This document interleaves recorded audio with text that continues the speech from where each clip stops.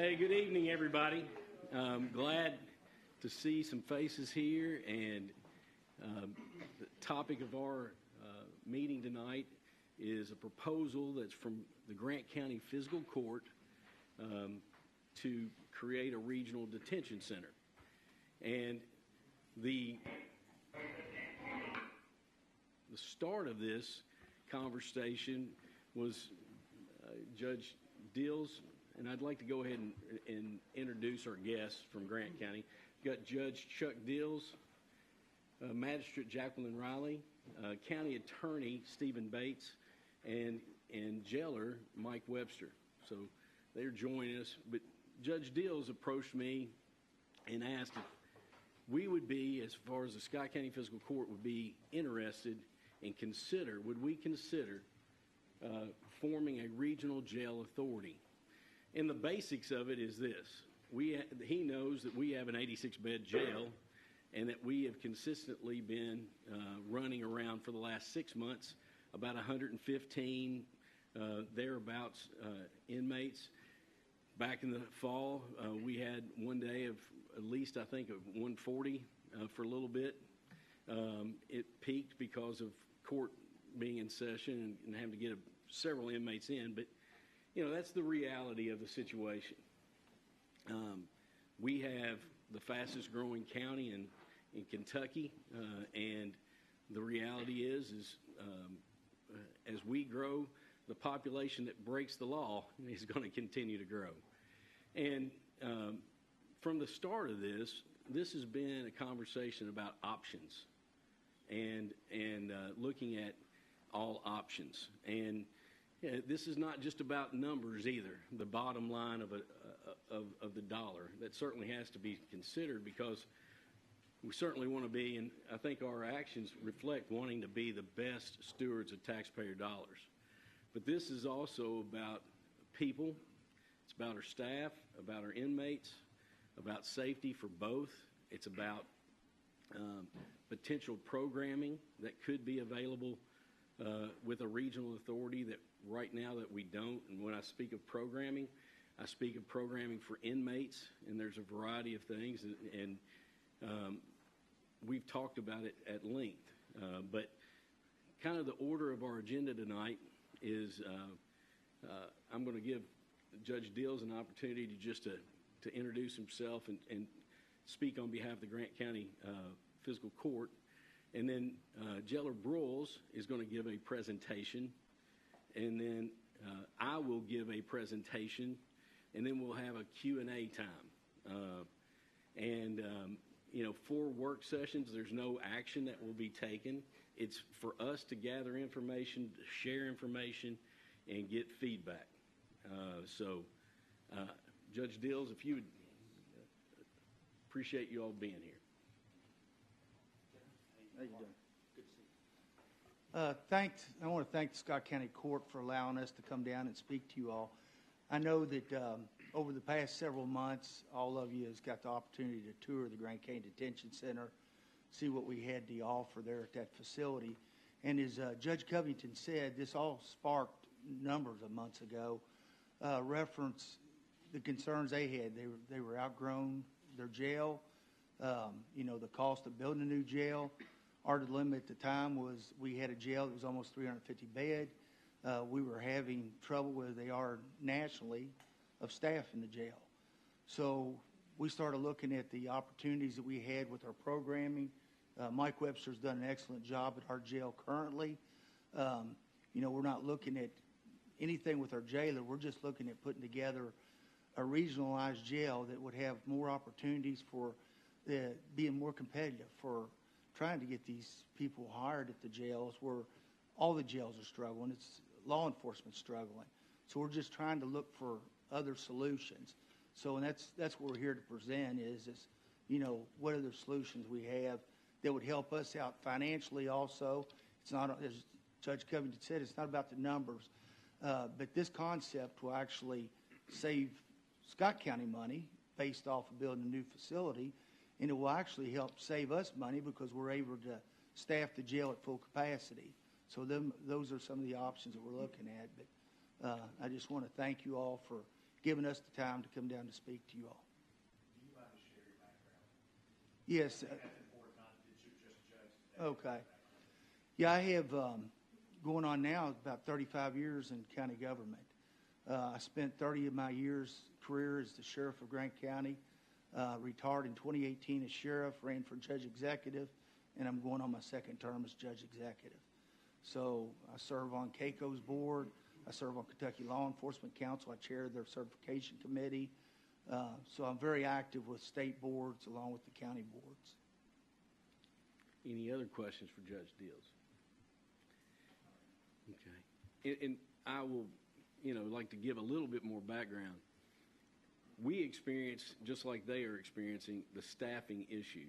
And we've met at length in December. In 2019, the starting pay for deputy jailers were around $12.59. We have increased our starting pay to $17 now in an effort to try to be able to retain and attract more and recruit more qualified staff. It's just a challenge across the United States, period. It's a tough job, and we're very thankful for the staff that we have.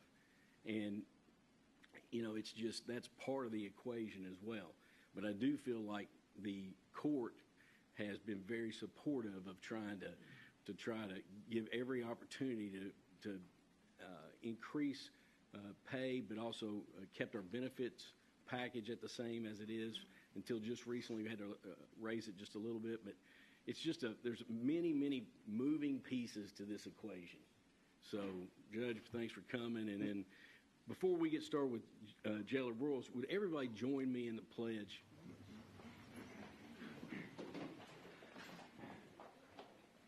Let us pledge.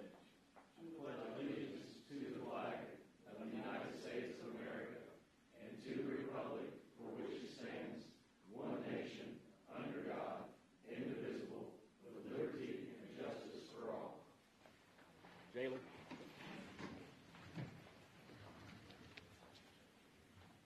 All right, good evening, everybody.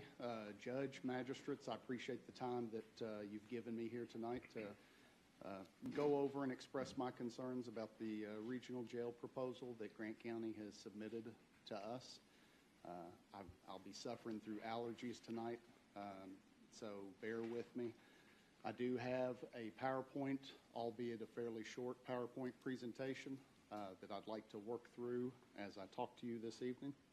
I have had the opportunity to talk to a few of you regarding this issue. One of the things that I still don't quite understand is, and maybe Judge, maybe you can shed some light on this, or some of the magistrates.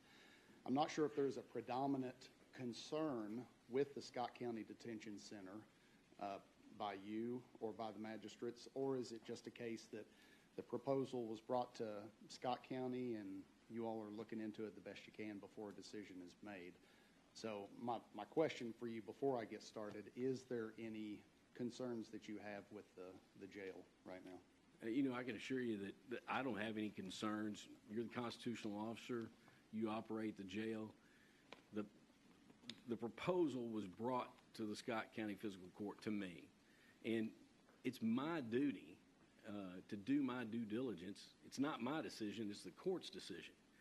And I'm responsible to every taxpayer, and this is an opportunity that we had to look like, I felt like, and I think we're doing the right thing by doing our due diligence, having conversations, looking at all the options. If I had concerns about operations, I would have voiced those with you.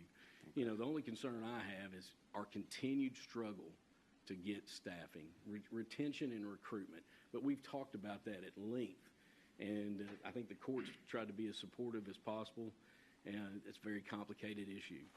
All right, I agree, and I do appreciate the court's support in trying to positively affect somehow the recruitment and retention down at the jail. If we could move on to slide 2.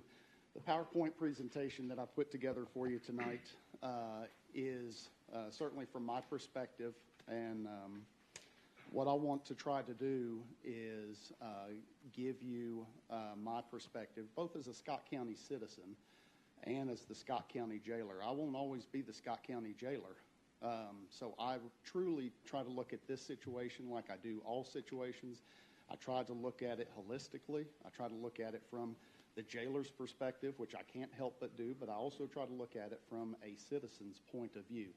So if you'll look up there, starting with what are the benefits for Scott County in keeping our county jail versus participating in a regional jail with Grant County.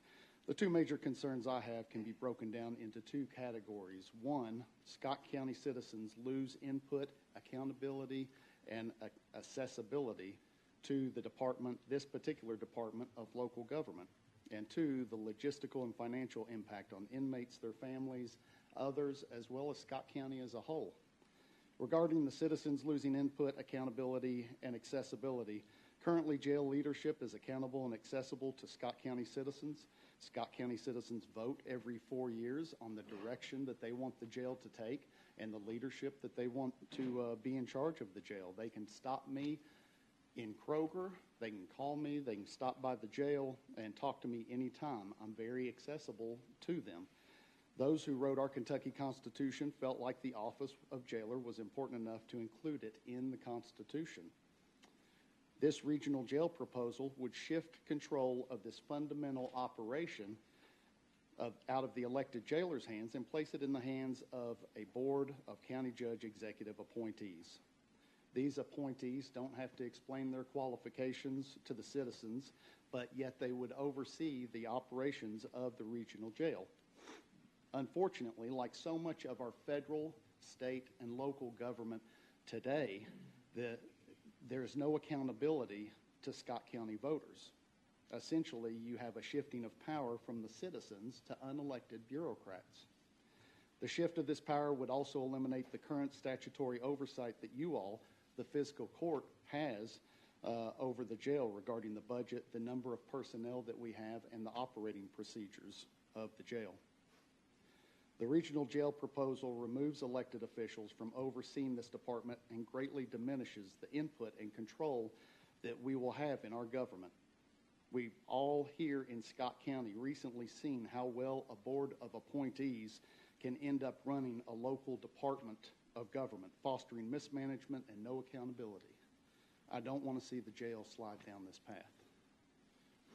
A second benefit for Scott Countyans keeping their own jail is that the jail logistics stay local.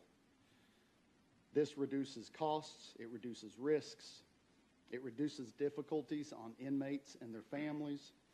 It helps the jail staff, law enforcement, and other entities, volunteers, and private citizens continue logistically to be able to operate within the jail's logistical parameters.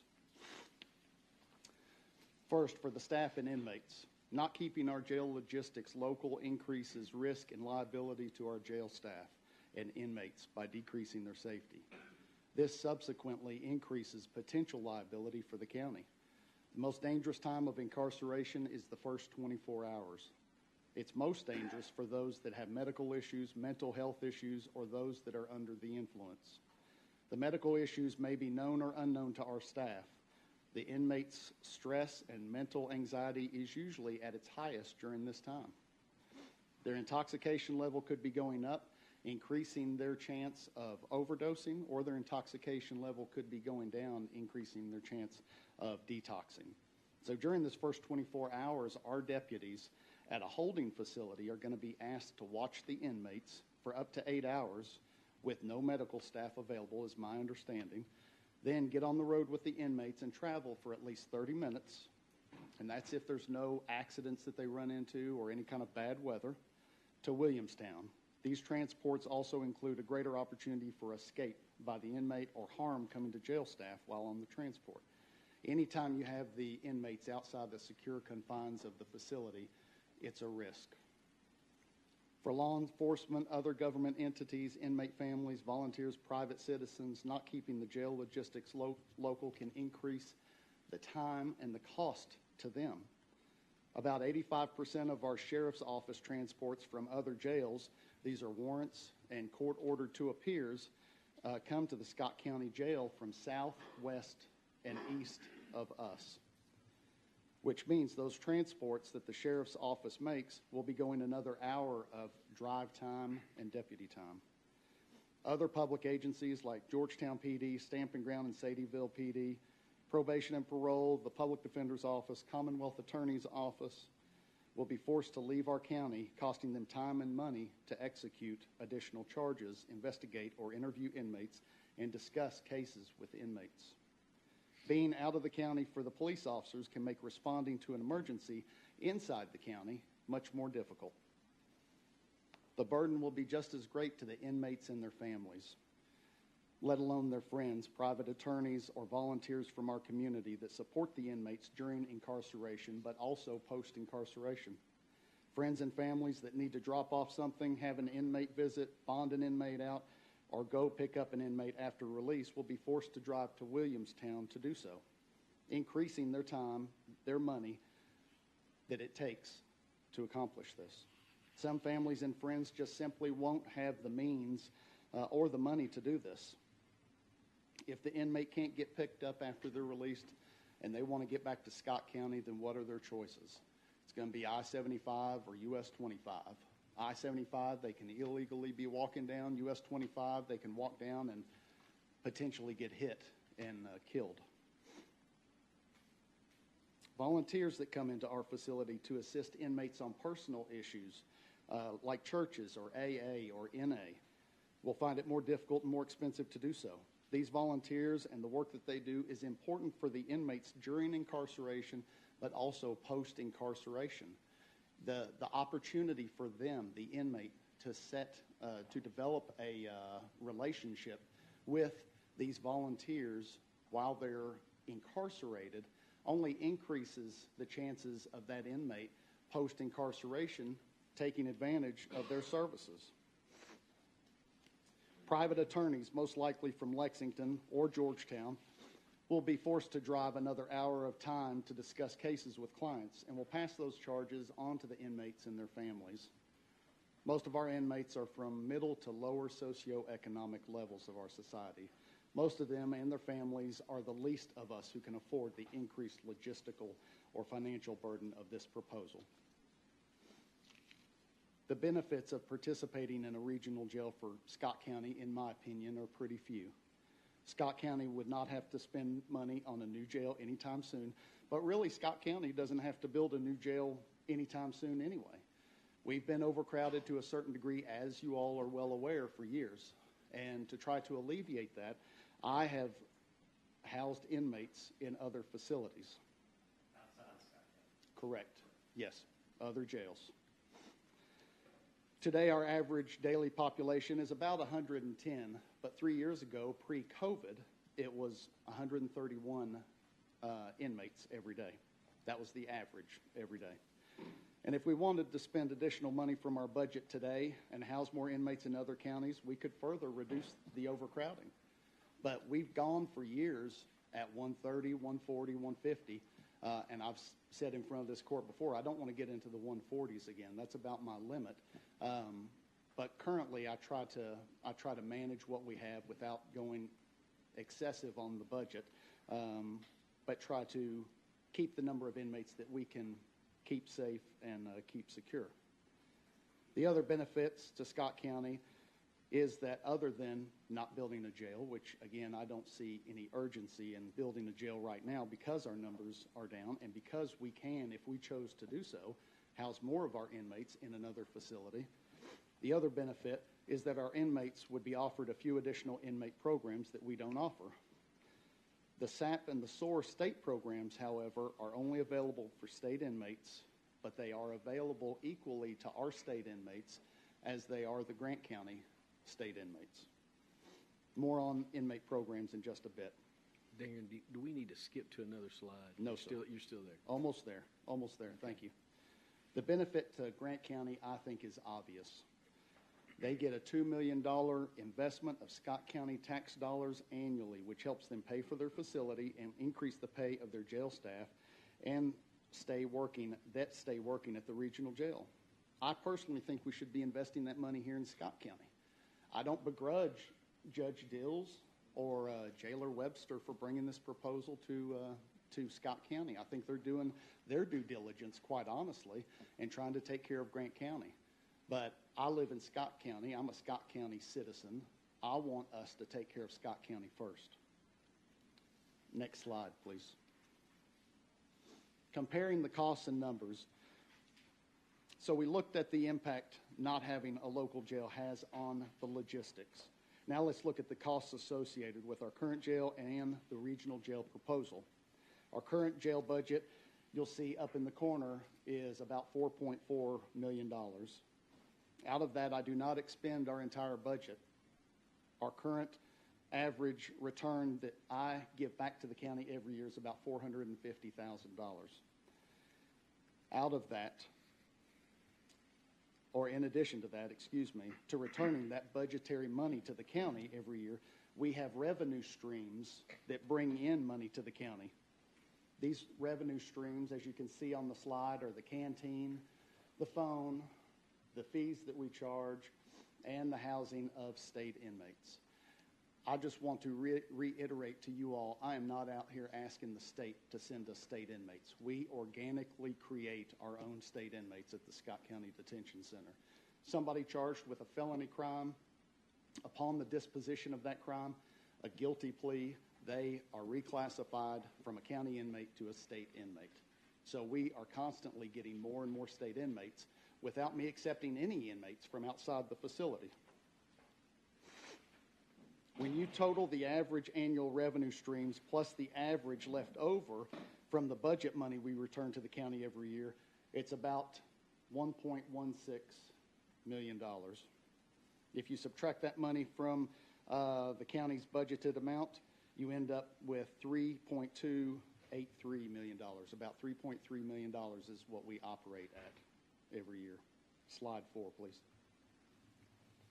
The estimated cost to operate the Scott County holding facility, and these are just numbers I came up with. I don't know if you have any harder numbers than this. I know we, Judge, and the magistrates that have sat in on these discussions talked roughly about $1 million budget.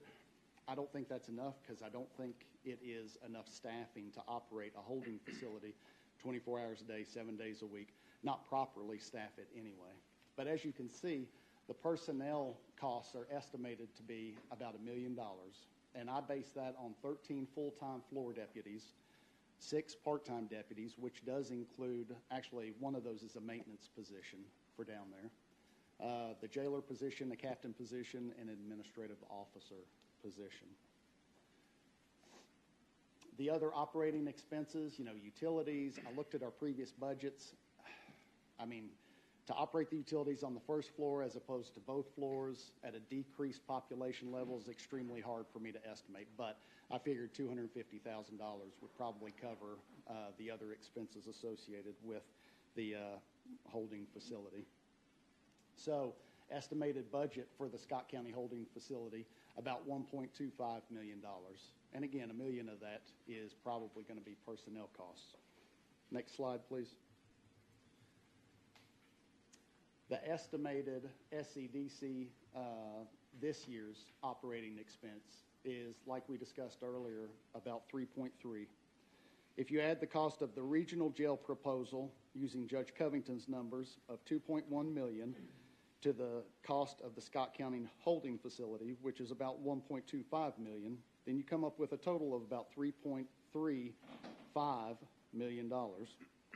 This slide shows the cost of operating SCDC and the regional jail proposal costing about the same. And actually the difference is that the holding facility / regional facility would cost more, but only slightly to what we would be paying just to continue to operate our facility. So the only cost savings that can be pointed out, because the operation of a holding facility / regional facility next to the Scott County Detention Center, because those operating costs are about the same, the only savings that I can find from what I've talked to with the judge and the magistrates about is that Scott County doesn't build a new jail. Like I said earlier, our average daily population is lower today than it was 3 years ago. So I feel the urgency for a new jail has decreased It hasn't gone away, but it has decreased. We still today stay overcrowded, just not as overcrowded as we were a few years ago. And I firmly believe eventually those numbers will slowly creep back up. If we were to choose to house more of our inmates elsewhere, then the urgency to build a new jail would be even further reduced. So by saying the county will save $2 million a year by not building a jail, I say, well, don't build a new jail and leave our jail open. Next slide. This slide is a comparison of the programs that are offered at Scott County versus Grant County or regional jail. The ones in white are ones that are currently being offered or soon to be offered at Scott County. The ones that we currently offer that are also offered at Grant County in the regional jail is the GED, the MRT, church, AA, and NA.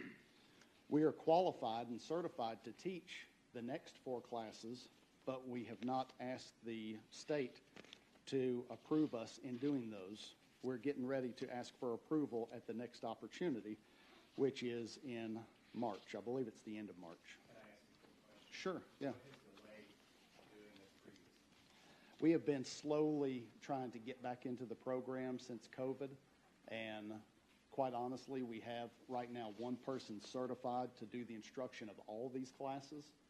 So between still experiencing some overcrowding, and we have, as you know, just the one classroom to utilize. We have one instructor to utilize right now. We have not progressed in or really pursued additional classes at this point. Is it projected to happen in May? Yes. So what assurances are there that it would happen in May? Other than just putting May beside it and saying that we're working towards that? Well, all I can tell you is that is the goal for us to be able to offer those in May. We've got to have a certain number of inmates to have the class, certain number of inmates that need that particular class. These classes, they get time off their sentence, so certainly the inmates are eager to take the classes. With our inmates, we have to work around several different obstacles. One is the keepaways. We got to be careful who we put into the classroom with other inmates. What's the number requirement? Is it a percentage of population or? No, it's a straight number, and I think it's 8. I think it's 8. But right now we have just the one instructor also, which puts a little bit of a difficulty on teaching all of these classes also. However, March is the next opportunity that we can request approval from the state on these classes, these additional classes in May. So by the end of May, we really should have basically close to the same amount of classes as Grant County or the regional. You just made a point that you have one classroom, so how are That's you going to correct. implement all these programs with one classroom? Well, I don't, So you yeah, have the program, yeah. can you implement? Correct. I don't think we will necessarily at any time ever implement all of these programs. So which ones would you implement if you don't have the classrooms? It depends on the needs of the inmates. Like I said a second ago, some of the inmates may already have this class or may have one of these classes and may not be interested in the class. There are qualifications for approval to get into these classes. And so depending on the inmates, the approval of the inmates, the classes that they've had before, all of that comes into play as far as what classes we would offer to them. Jailer Broyles, you Yeah. and I have spoken about the GED program. Yeah. Correct me if I'm wrong, but what was shared was there's not been a GED class since about 2019. Correct. So I don't know if 2019 is correct, but certainly COVID put the squashing on anybody coming in and teaching anything. Since COVID restrictions were lifted beginning of last year, we have been searching, trying to find a GED instructor. We've secured a GED instructor, and we have one coming to the facility now. In regards to AA and NA, in the last 6 months, how many meetings have you all held with inmates? You know, I don't know, but I will tell you, unfortunately, AA and NA, the facilitators are unfortunately notoriously unreliable. Would it be fair to say that there's been 0? Well, classes there, yeah. or is it? I don't know that there's been 0 classes there for AA or NA. I do know we've had difficulties getting facilitators back in the facility. Yes, sir. Could you tell me what MRT means? Yeah, moral reconnaissance therapy. So that basically, just in a nutshell, is helping the inmates to make better decisions. And so MRT, actually the umbrella of MRT, Mr. Jones, covers several of these classes. The anger management, parenting, thinking for good, and staying quit are actually classes that are MRT, under the umbrella of MRT. Just a point real quick. I didn't have my mic on, so make sure your mic's on, because I just looked on YouTube, and there are people watching, so sorry about that. That's okay. We are looking, because I do feel like this is a need at our particular jail, a domestic violence class, that offering that in May. That is something that specifically our female population would derive great benefit from. And all of these classes are available to all of the inmates, but this specifically, I thought, filled a need at Scott County Detention Center. So that is in May, something we're going to be certified to teach.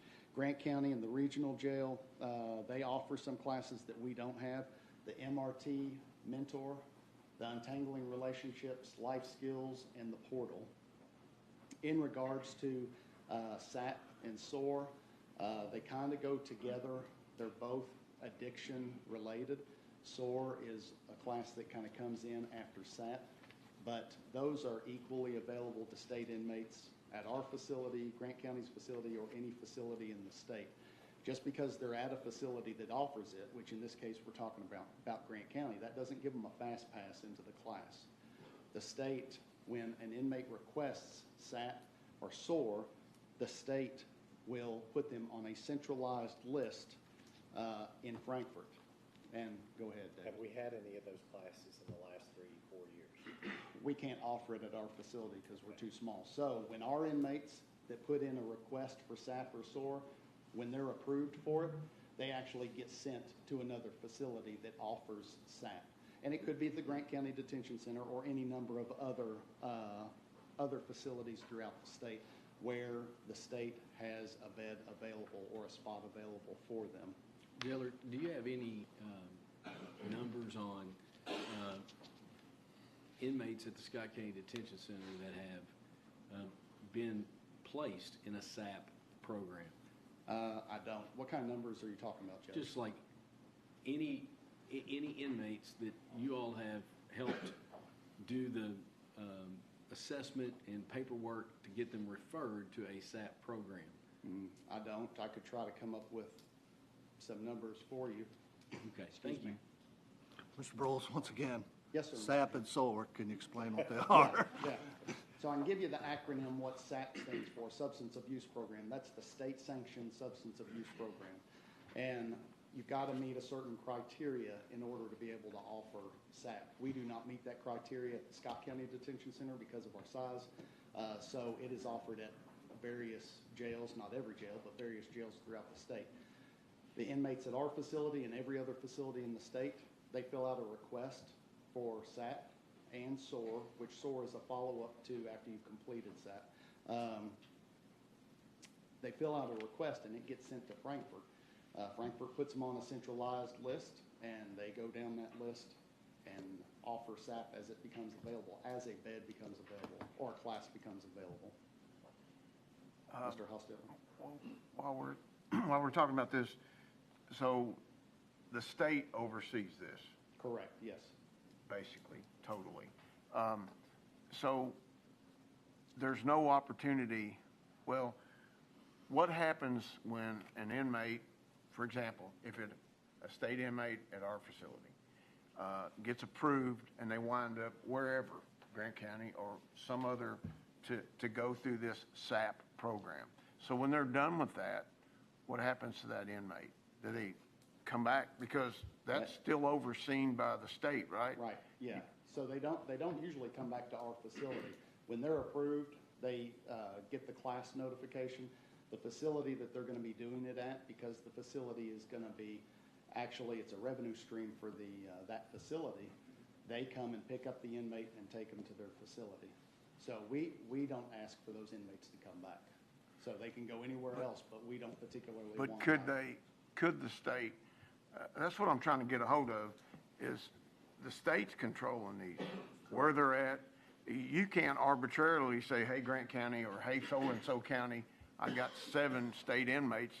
Well, I want to send them to you. yeah, well, actually, I can.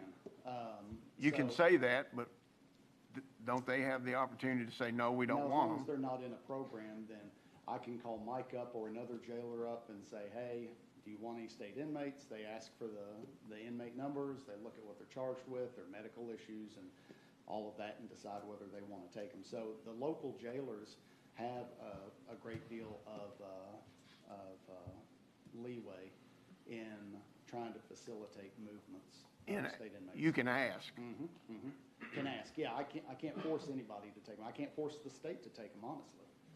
So these state inmates that organically are created in every jail across the state, but say in Scott County, they tend to be very difficult to get rid of in today's times. And I looked at a list of our state inmates, I think it was last week, and we had about 20, 21, 22, and the classification that they are not a classification that most other jails want. Most of the time, other jails want inmates, state inmates, that are classified a certain way, and by a certain way, I mean they're classified to perform work for those facilities, either outside, usually is the preferable classification, or inside the facility. And so then they ask about medical issues. Does the inmate have medical issues? Well, we're dealing with a population that hasn't taken care of themselves when they're on the outside of the facility. So many of them do have health issues. But I looked at our classification of these 21, 22 state inmates last week, and almost all of them were CIs. And that is not a classification that normally a jail is going to accept or want to take. Well, I didn't mean to sidetrack, but I just wanted, we've discussed this state inmate before, and I didn't have a full understanding of that. Thank you. Yes, sir. But with that being said, on that line of thinking, you said earlier that to David's question about inmates that are outside of Scott County that are currently housed in other jails. Regarding, Okay, you said that we have other inmates that are Yes. in other jails Yes, sir. currently, and I believe Woodford County is one group, Clark County is what you it said. is, Are yes. those county inmates or state inmates? normally it's county inmates. And we started out, normally we send the inmates that we have real difficulties in handling or have keep-aparts, because we only have a limited number of cells to keep them in. It's easy for an inmate to have, and we have some right now that I'm looking to send to those other facilities. We have inmates, many, that end up not being able to go into a general population cell. General population cells for men down here is 4. And so, as you can imagine, you can come up with fairly quickly in a rural community where most people know most people, that it's difficult to, if you have somebody who is a little bit antisocial, they may have a lot of keep-aparts. And so we started out that process by trying to alleviate the overcrowding a little bit, but also by targeting those inmates that we had the most difficulty with, or those inmates that had keep-aparts and they were difficult to keep housed in general populations of cells. Yeah, but my struggles with, we have state inmates that we're keeping in Scott County, but Correct. we're sending county inmates to other counties. That's right. And the state inmates seems like that would be the group that you'd want to get rid of, and you want to keep the county inmates. So I understand what you're saying as far as relationships and the dynamic is challenging. I understand that. But part of that is part of the explanation I gave to Mr. Hostetler just a second ago. The state inmates are not that easy to get rid of. I agree. I'd like to reduce our state inmate numbers, but they're more difficult to get rid of. And the state pays for those, and the state pays a lesser amount than what we've been paying these other counties to take these county inmates. Any other questions? Next slide, please. So I do have a few questions, and I don't know if, I'm not sure if we can answer them here or if you all can answer them, but They're about the regional jail proposal. And I'm asking them because they're operational questions from my perspective that I think impact the costs. If y'all don't have the answers, I certainly understand that, but I think it's a few things to think about. If we were to go with the regional jail proposal, are all inmate medical costs included in payments to Grant County? And maybe when County Judge Executive Dills or Jailer Webster stands up here, maybe they could address some of these questions as far as what you all have been discussing. Second question is, will Scott County, if we have a holding facility, will we have medical staff or be providing any meals for inmates? I think the answer is no to medical staff, but I don't know that for sure. The third question is, what will be used as standards for the Scott County holding facility? Right now, we go by the Kentucky jail standards, which are approved by the state, and all jails in the state have to adhere to those standards. So it's a uniform set of standards, a consistent set of standards that all jails are held to. Will a regional jail have the authority to refuse inmates that we transport up there? So if we transport an inmate from the holding facility up there, and we've got, say, 3 deputies that are working the floor down here at our jail, and one of them transports a van of 1 or more inmates up there, are they going to get up there and potentially have that jail refuse that inmate? And by refusing an inmate, any jail can refuse an inmate for emergency medical reasons if they deem that there's emergency medical reasons. They may not have the emergency medical reason at our facility, but by the time they get up there, especially if their intoxication level is increasing, they may be deemed to have an emergency medical situation. And Real quick, how is that handled now if someone's taken to Woodford or Clark? so you're talking about our inmates? Mhm. So our inmates are usually with us for days, weeks, months before we Okay. consider. So we have a very good gauge on their medical conditions, their health. Certainly their intoxication level should be 0 at that point. Should be. Yes. But along those same lines, Correct, yes. There's a hospital right across the street. so along the same lines, when they're being booked and you have concerns about their level of intoxication or if they're under the influence, how do you handle that when a law enforcement officer brings that individual to your facility? Do you accept it? So Or do you say you have to go to the hospital? it depends. It depends on if we have a very specific criteria for refusal. And if they meet that criteria for refusal, then they get refused. And we don't like refusing them. It causes a little bit of friction between us and the officers that work out on the street. But my staff, the supervisors, the way we operate as a supervisor is to go out and before they even come into the facility, while they're still in the Sally Port, one of our supervisors that's on is supposed to go out and start observing them immediately. And so they find out what they're charged with, what's happened. Maybe they've been in an accident. Maybe they've been in an assaultive situation. What kind of drugs and alcohol are they do they currently have in their system? What is their reaction to questioning? What is the supervisor's observations of the arrestee that is soon to be coming into our facility? What's their observations? Are they dozing off? Can they not answer simple questions? All of this comes into play with the determination as to whether we can take somebody or not take somebody. So my concern would be, one of my concerns would be, we transport up to Grant County and we get refused up there. So we've got 2 or 3 working the floor. One of them's in Grant County. Now they have to go to the hospital. Now, I got to tell you, location. Grant County Detention Center is right next to the hospital, so it is located in a great spot. But you can go to the hospital and get stuck there for an hour or an hour and a half. So anyway, and what if they choose to admit them? Then what? So finally, what facility will take care of hospital duty or scheduled appointments? This also is a cost concern. So if we have our inmates at the regional facility, will we be responsible for going up and taking them to their scheduled appointments, medical appointments, or dental or vision appointments? Or what if they end up going to the hospital? Are we going to be responsible for going and sitting on them at the hospital, Judge? So along those lines, and Mike or any of the Grant County officials can share, back in the fall, we shared a draft budget.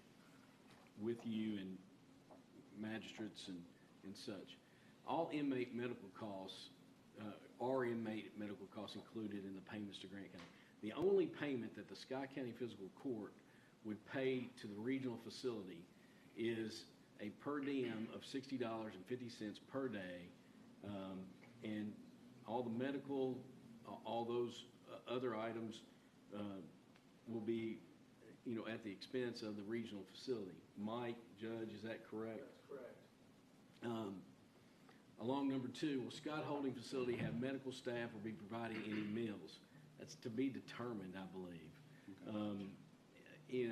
Looking at it being a holding facility, Judge Dills and I both have met with Kirsty Willard from Corrections. We explained the proposed operational plan and the holding center concept. And the truth is that there is no KRS statutes that outline operations of a holding center. Does it take place across the state? Yes. Can I ask you, do you know, or in your investigation of this issue, does it take place to the degree of 6, 7, 8 hours? Because I do not know. Are there holding facilities I around the state? can't answer that specific question, but there's a variety of options across the states. A lot of no jail counties just hire staff to just go out onto the road and pick up an inmate where they've been arrested and then transport them to whatever jail they have a contract with. In making these conversations and discussions, the last thing I wanted to do is keep our law enforcement away from their primary responsibility, which is patrolling and doing the job that they're hired for. That was with the talk of the conversation and talk with you of, when a law enforcement official arrests someone, the mechanics are going to be virtually the same, of bringing them to the jail and transferring custody. And having discussions about medical staff or meals, I think that's a fair question that we have to talk as a group about what we need to do there. Could it be, sack lunches? Could it be, a reduction in the full Kelwell? Is it Kelwell, I believe? Yeah, it is. Yes, could sir. it be a reduction in what we currently have? Moving down to number 3 there, what will we be used as standards? I think I just answered that. There's no KRS statute. So Number 5. if I may, with your line of thinking, would we just kind of mirror what other standards are in other counties? Or? I would hope that under your direction that they would operate it as a jail. Okay. I mean, and you would be the jail, you'd supervise the holding center. Okay. And it would be under your authority. Will the regional jail have the authority to refuse inmates? I can't answer that one. Mike or Judge? I can speak If you on, come, I can speak a little bit about that. I would think they would. I'm not going to be running the regional jail. I'll be on the board if this goes through. But I would think there would be some refusal just because if you say no refusal, that leaves a wide variety of things right up from the front. If they're in an accident on the way in or if there's use of force on the way in, it's going to have to be cleared by a doctor. A lot of things have been thrown out. The only thing that I'm sitting here listening to, I'm kind of like in a similar situation to Darren, other than my facility is going to be the one that if this proposal goes through, would facilitate. yeah. You all would be the host. Right. I'm basically learning as we go here. I can tell you there has been some things thrown up there that says Grant County, Grant County, Grant County. I believe it's going to be. Well, I'll touch on this right now because you just brought it up, and I've shared this with Jailer Broyles. And Jailer Broyles, you mentioned that Scott County would have no authority other than bureaucrats. And that's just, Reduced authority. well, that's not what you said, though. You said no authority other than bureaucrats. And I've shared with you firsthand that the board makeup, and first of all the new regional facility policies would be a function and decisions made by the board along with a new administrator hired by the board. I shared with you directly that it would be my recommendation to the court, and it's really just my decision if we elect to go this way. It's not approved by the court, but what I would recommend to the court is that myself, you, and one magistrate would serve on this 3-person board. In my mind, that keeps a great amount of oversight from Scott County on this regional authority. And I just wanted to clarify that right now because that's very important. It's going to be unlike any other board in Scott County. All the others are appointed. This one is not, of folks that are not elected. Like you, I know who you're referring to when you mentioned earlier, but. I really question why you would share that the board would be made up of only bureaucrats when I shared with you directly just recently that my intent would be to put you on the board, myself, and a magistrate, all elected officials from Scott County. And that, you did share that with me. However, that is for now. And I'm looking at down the road. When you're not judge, when I'm not jailer, who are they going to put on the board? And that is a great point. You do a great job. You run that place, you oversee it. But what happens if we don't have somebody, when you're done, what happens if someone that has no background, that's just popular, gets elected jailer and has no background? By going to the regional plan and the regional approach, 3 elected officials from Scott County, 3 elected officials from Grant County, choose an administrator to run the facility that has demonstrated experience in corrections. Now, granted, what you just said is true. I might be gone. They might be gone. You might be gone. But I believe that this court could put in some type of ordinance or such that would address that.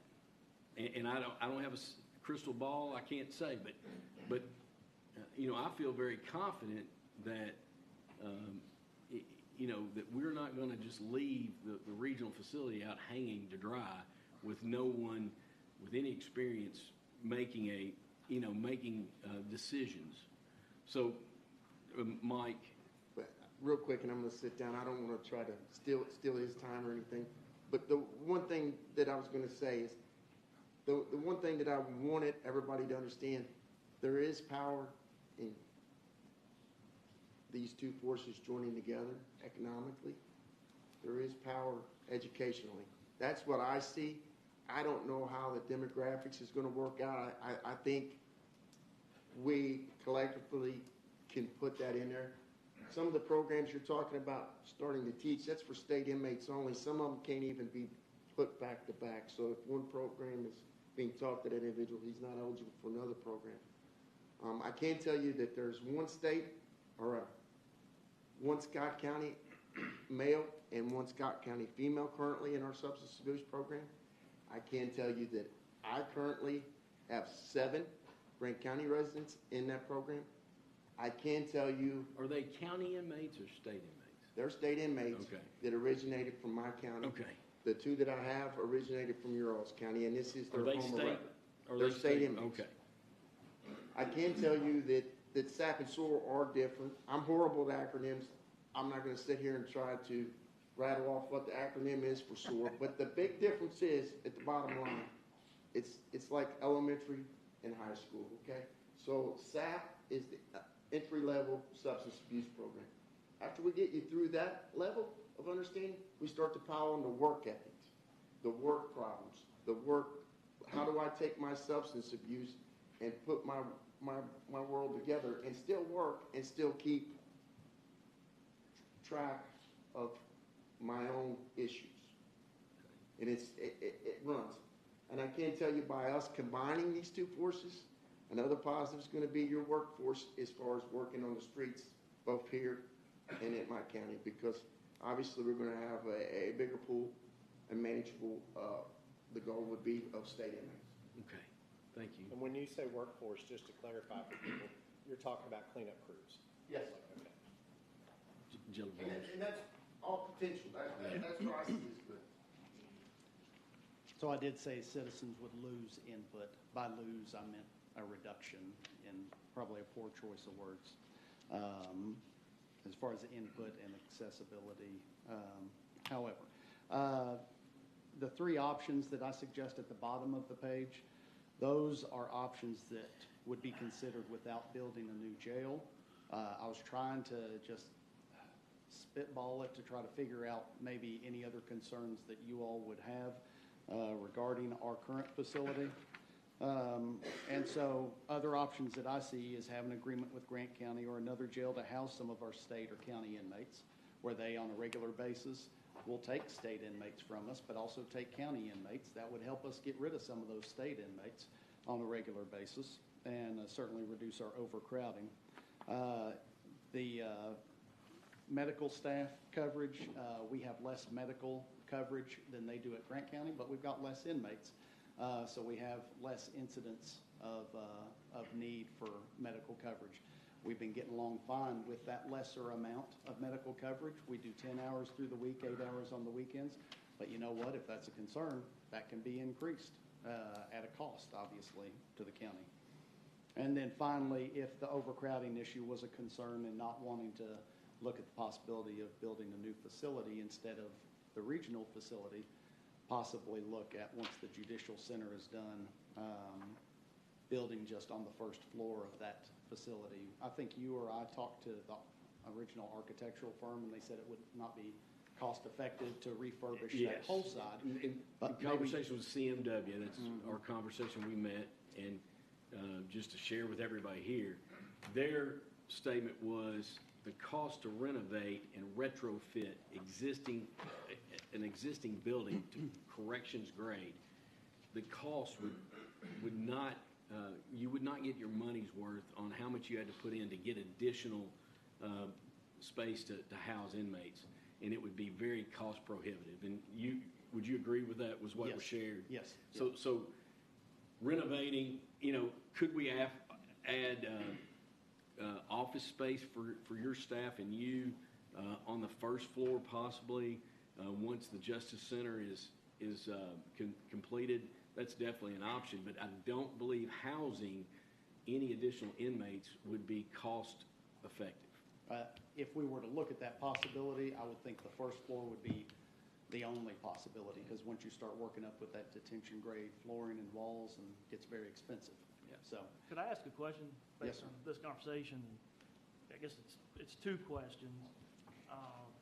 If we chose not to do this, what do you think our daily population rate would need to be for us to possibly start looking to build a new facility? And when do you think that might be? Well, So I'd right be- now, we've got like, what, 110 or so, I would say. 110 to 90 bed facility? Right. So that, to me, is not severely overcrowded. So Okay. that, I'm okay with our numbers getting into the 120s, the 130s. Once you start regularly being in the 130s, though, on a consistent basis, or even But we were creeping. there pre-COVID, Yes, yeah. so we might be there again soon, or do you think we will? You know, honestly, Mr. Corman, I thought that our numbers would have bounced back more to the norm pre-COVID before now, and they haven't. So, Because for me, I'm sorry, but I just, when you asked the first question, like, our biggest concerns, and why we want to look at this, overcrowding, and we've talked about this for 7 or 8 years. right. And most recently, the staffing issue. And I don't know if that helps, but it looks like it could, but the overcrowding issue is, if we think it's going to be here a year from now, I would still want to take a look at this. Or, if we think we're 3 or 4 or 5 years away, then that makes a big difference to me. Right. For me, the overcrowding issue, there's not the urgency of the overcrowding issue right now that there was 3 years ago, when we were having an average daily population of 131. Today, we're looking like 110, 115, which is more manageable for us. And, honestly, if I'm uncomfortable with it, and what I have tried to do up to this point is be very fiscally responsible with my budget money, but also try to alleviate the overcrowding or house inmates that have to be housed outside the facility. So, back when we were at 130, 135, whatever that number was, 3 or 4 years ago, it almost, you could say 3.5 years ago, because COVID started 3 years ago in just a couple months. Do you know how many inmates you were placing in other facilities? Yeah, you know, I think it was about the same, maybe 10 to 20 is the figure that in my mind comes to mind. It would kind of bounce, like our daily population, you know how it goes up and down on a daily basis. The need for inmates being housed in other facilities wouldn't go up and down on a daily basis, but it would go up and down depending on inmates getting released, inmates getting into programs at other facilities. And so it kind of bounced between 10 and 20, as I recall. So the staffing is what worries me, and I know you're not as concerned about the number, but our staffing is also quite a bit lower than what it was back then. It absolutely is. So Yeah. that's been something I've, Yeah, I've talked several times about it, but. I share your concerns. So when you say you're comfortable with 110, 120, is that still true even though our staffing numbers are low? Or is it based on if our staffing numbers were pulled up? So based on the performance of the staff at these lower staffing levels, we can't forever continue to operate at 2/3 of our staffing levels and be overcrowded to a large degree. There's not a great deal of difference between 110, 115 inmates, or 105, 110 inmates. It just really doesn't make that much impact on, because they're broken up into pods. It doesn't really affect the daily operations of the staff. However, long term, and that's part of why I came to you all regarding the pay and talked to you all the last few months. Long term, I think that if we don't get the numbers back up, which they are up a little bit right now, if we don't get them back up, that it will continue to kind of drain the staff a little bit. Mm-hmm. But we're as fat on staffing as we've been in the last year. And the staffing issues they were a 2022 phenomenon that started around March, and we had difficulties kind of after March. But we're seeing a slow trajectory back upwards. So, May I ask, how many do you have? 22. 22. Mm-hmm. But you know, dovetailing with that, Mr. Livingston, is we've got 22 full-timers, but I think we've got like 12 or 13 part-timers, which really help out. That wasn't that way a few weeks Yeah, ago, right? no, it was lower than that, so. General Broles? Yes, You stated we have inmates in other counties now. Yes, sir. Can you tell me what that cost is to the county to send them to So, those? yeah, it's on an individual basis what I negotiate with the jailer, but it's anywhere from $40 to $50 a day. So like last month's bill, I believe, I'm looking at the bills correctly, it was about $12,000 to the county for sending inmates to other places. You'd have to ask him, but That's I'm just yeah, looking we're at the billed- overall bills. We're billed monthly. Yeah. Yeah, Well, it's also got the breakdown in there, so Clark County's $50 a day. correct. And Yes. whatever, however many inmates, and You might start cleaning on them a little bit. Right, right. Also, does that include the medical? It does not, no, So sir. we're still responsible for the Correct. medical? Yes, sir. Okay. Yeah. Okay, next slide, please.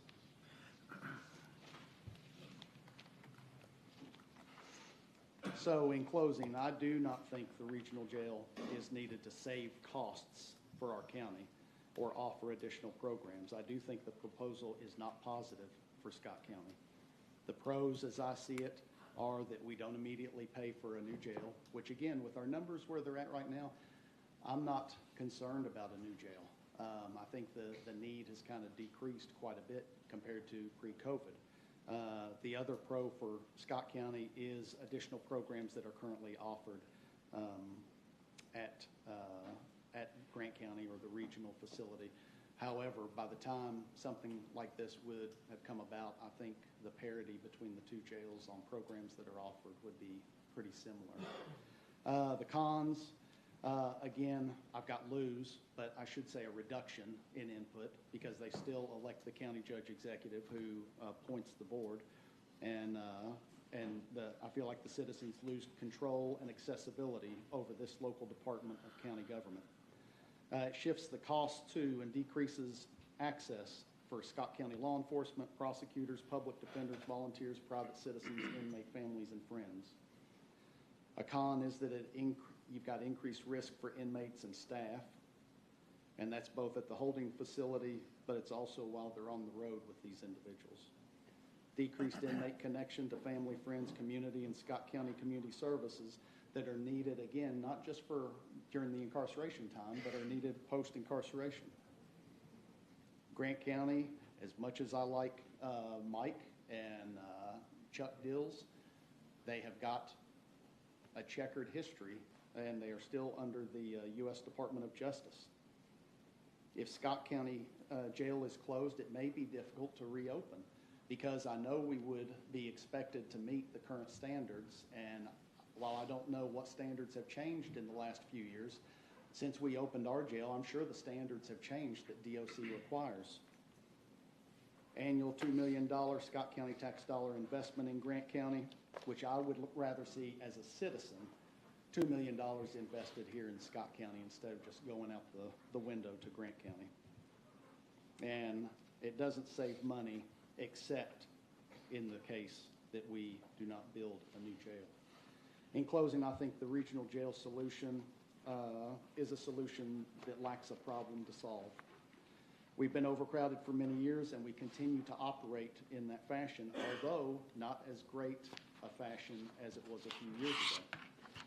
We can alleviate even more of the current overcrowding that we experience, if necessary, without negatively impacting the inmates, the staff of the Scott County Detention Center, or Scott County, by housing more inmates in other counties. We offer now many programs that Grant County or the regional jail has or will have. By May, we'll have even more. The state SAP or SOAR programs for state inmates is offered equally to state inmates at every facility across the state. Just because they're in Grant County or the regional jail does not mean that they get a quicker entrance into that program. Even if the inmate is located at other jails, they have an equal opportunity because the state operates off this centralized list in Frankfort. The Scott County Detention Center operates very well with very few issues.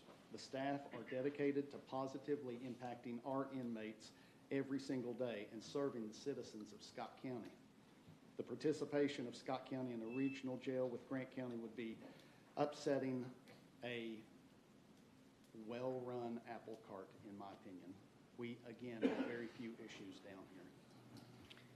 It would be a step backwards for our inmates, our staff, and our county, and it may be a path that once we get on, may be difficult to get off. Thank you. Thank you.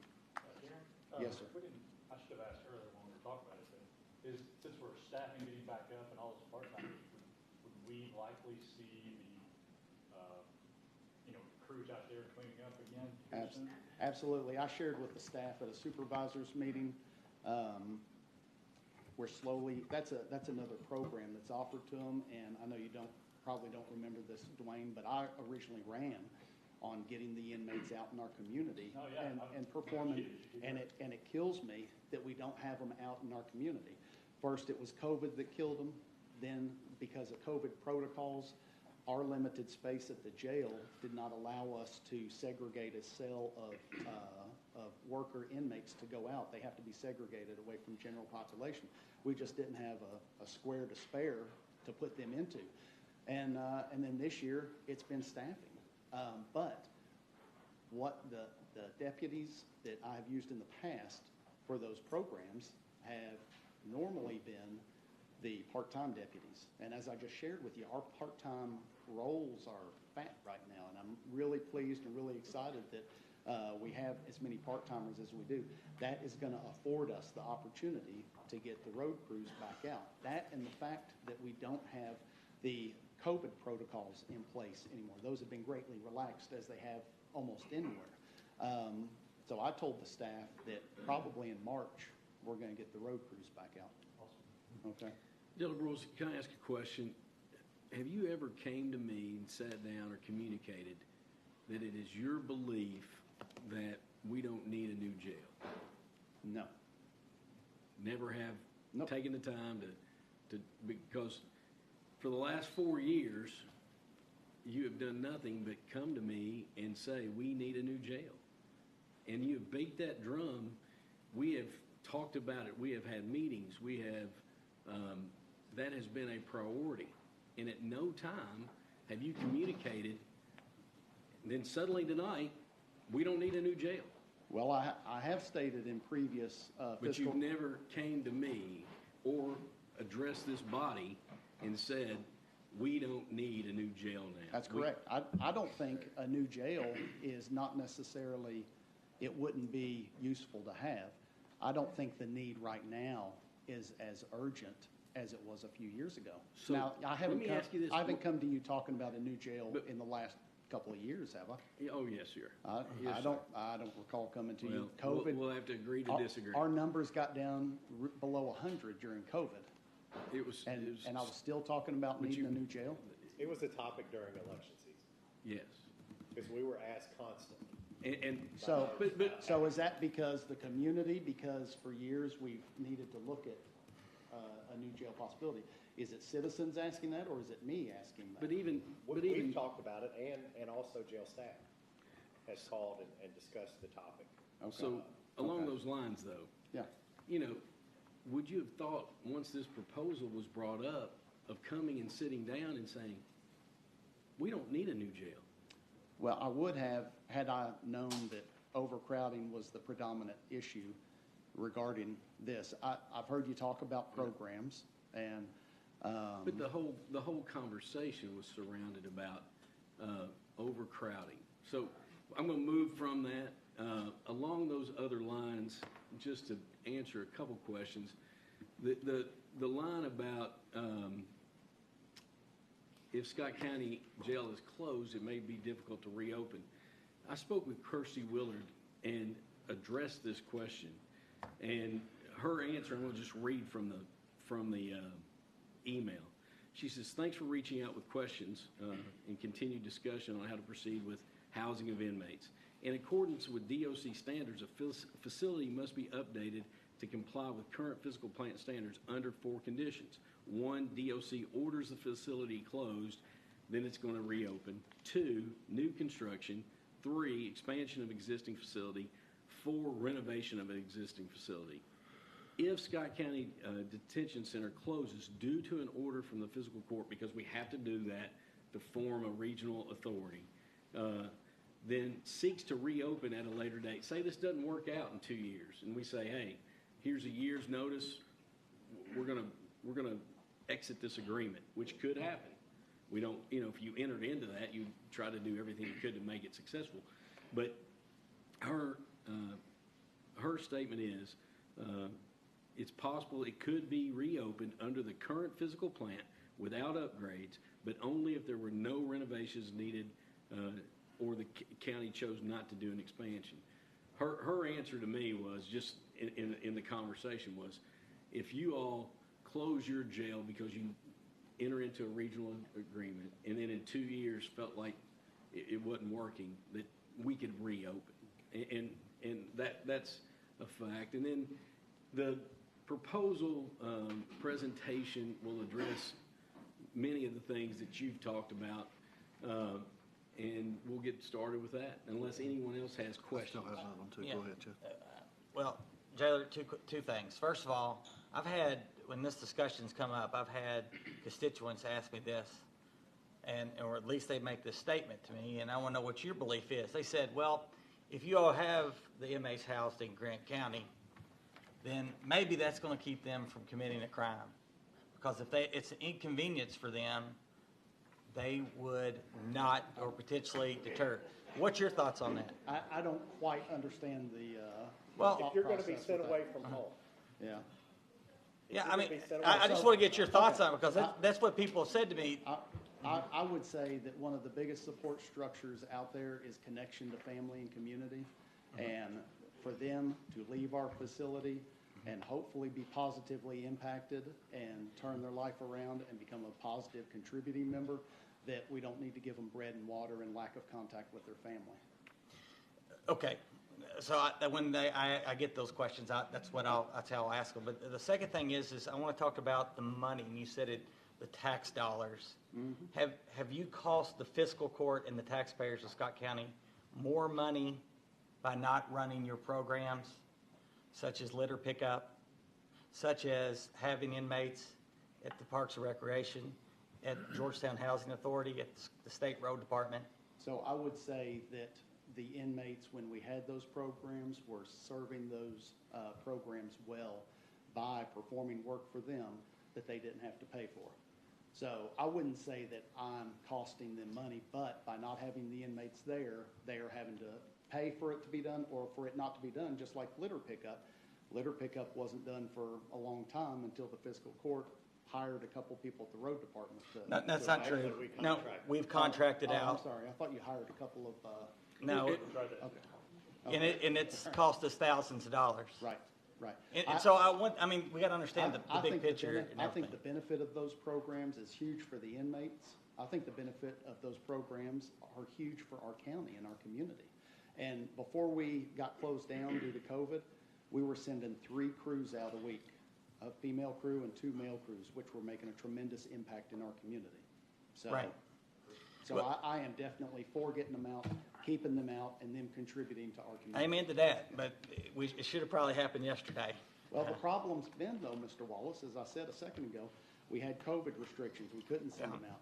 Then we had our limited space down at the jail. We had a quarantine process of 10 days, down to 8 days, 7 days, 5 days, and that ate up the extra space that we had at our facility to segregate these individuals, like we're required to do, away from general population. And now this year, when COVID has finally kind of released its grip a little bit on the planet, we don't have the staff. Since March, we've been running kind of short on staff.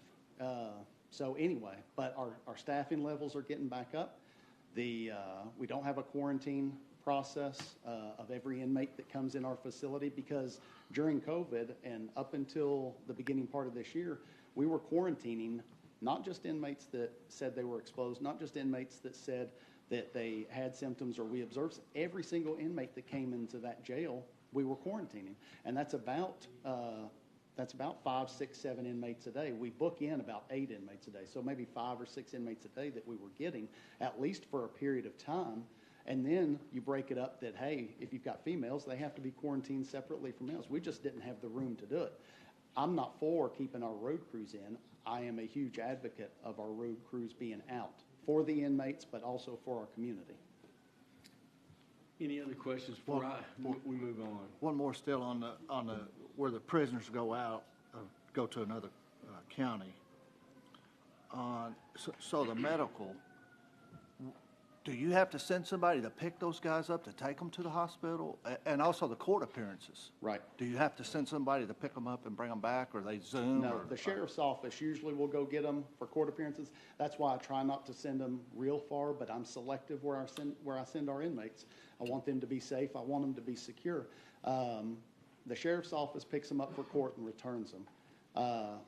For the medical issues, we reimburse the county for the medical. If an inmate's taken out and hospitalized, then we have to step up and take care of covering that for that jail. Okay, thank you. So just a couple more questions. You mentioned earlier that you believe that the Grant County Fiscal Court and Judge Dills were doing their due diligence by bringing this. I do. All right, I do feel that way. Would you agree that we're doing our due diligence by listening and trying to talk? Yeah, I agree with that. I wanted to find out from you all, is there any other underlying issues? Like Mr. Corman said, or Mr. Ellison, there is that in the back of the mind, the overcrowding issue. And are we okay as far as the number of inmates that we have down there right now? And can our staffing levels handle the level of inmates? And again, in regards to that, our level of overcrowding is greatly diminished compared to 3 years ago. And it's still overcrowded, but with the staffing levels that we have, I'm comfortable with it. we'll move forward then. Thank you. Okay, thank you very much. So if we'd load the next slide deck and just go to the next slide. This is just a look at jail classifications for 2022 in the state of Kentucky. There's 70 full-service jails, 4 regional jails, 3 life safety jails, and 43 closed jails. And the majority of these full-service jails send inmates to other locations because of their overcrowding issues, and we'll get into that here in just a second. We can go to the next slide. Judge, before you do, what's a life safety jail? Mike Webster or Jailer Broyles, it's go ahead if because you're more qualified to answer that question. Yeah, it is a jail in the hierarchy of jails that is lowest. It usually has a very low bed occupancy level, and it has very limited resources as far as what it offers to the inmates. Usually no programs. Mike, you can. The big difference is most of them are housing Third County inmates alone. So when a state inmate or life safety jail, when a state inmate goes to court, he can't go back to a life safety jail. He's going to another facility. So usually they are small, they are old, but you can't. It's fixed in legislators now where you can't add any life safety jail. So no county could decide to be life safety. It's just been grandfathered in. Okay. Thank you. Thank you, Judge. So according to the Kentucky Center for Economic Policy, there's about 21,000 people in county jails, more than 9,000 people behind bars in state prisons. The majority of the state county jails have more inmates than they have beds, with some jails having more than double the population than they have capacity hold. Next slide.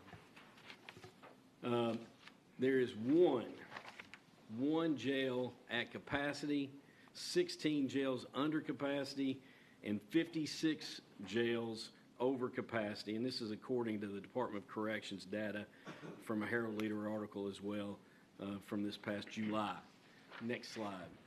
That's just another graphic that shows you the darker the color, the more overcrowded. And you can see that there's a lot of overcrowded jails. The gray jails are closed jails or counties that don't have a jail and contracted somewhere else. So you can see the darker the color, starting with yellow, going to orange, and then getting darker, that you can see there's a lot of overcrowded jails. Next slide. There's a lot of conversation and not much happening on the state legislative level of possible reforms related to county jails. They've talked, but there's not much happening. That's the truth. Next slide.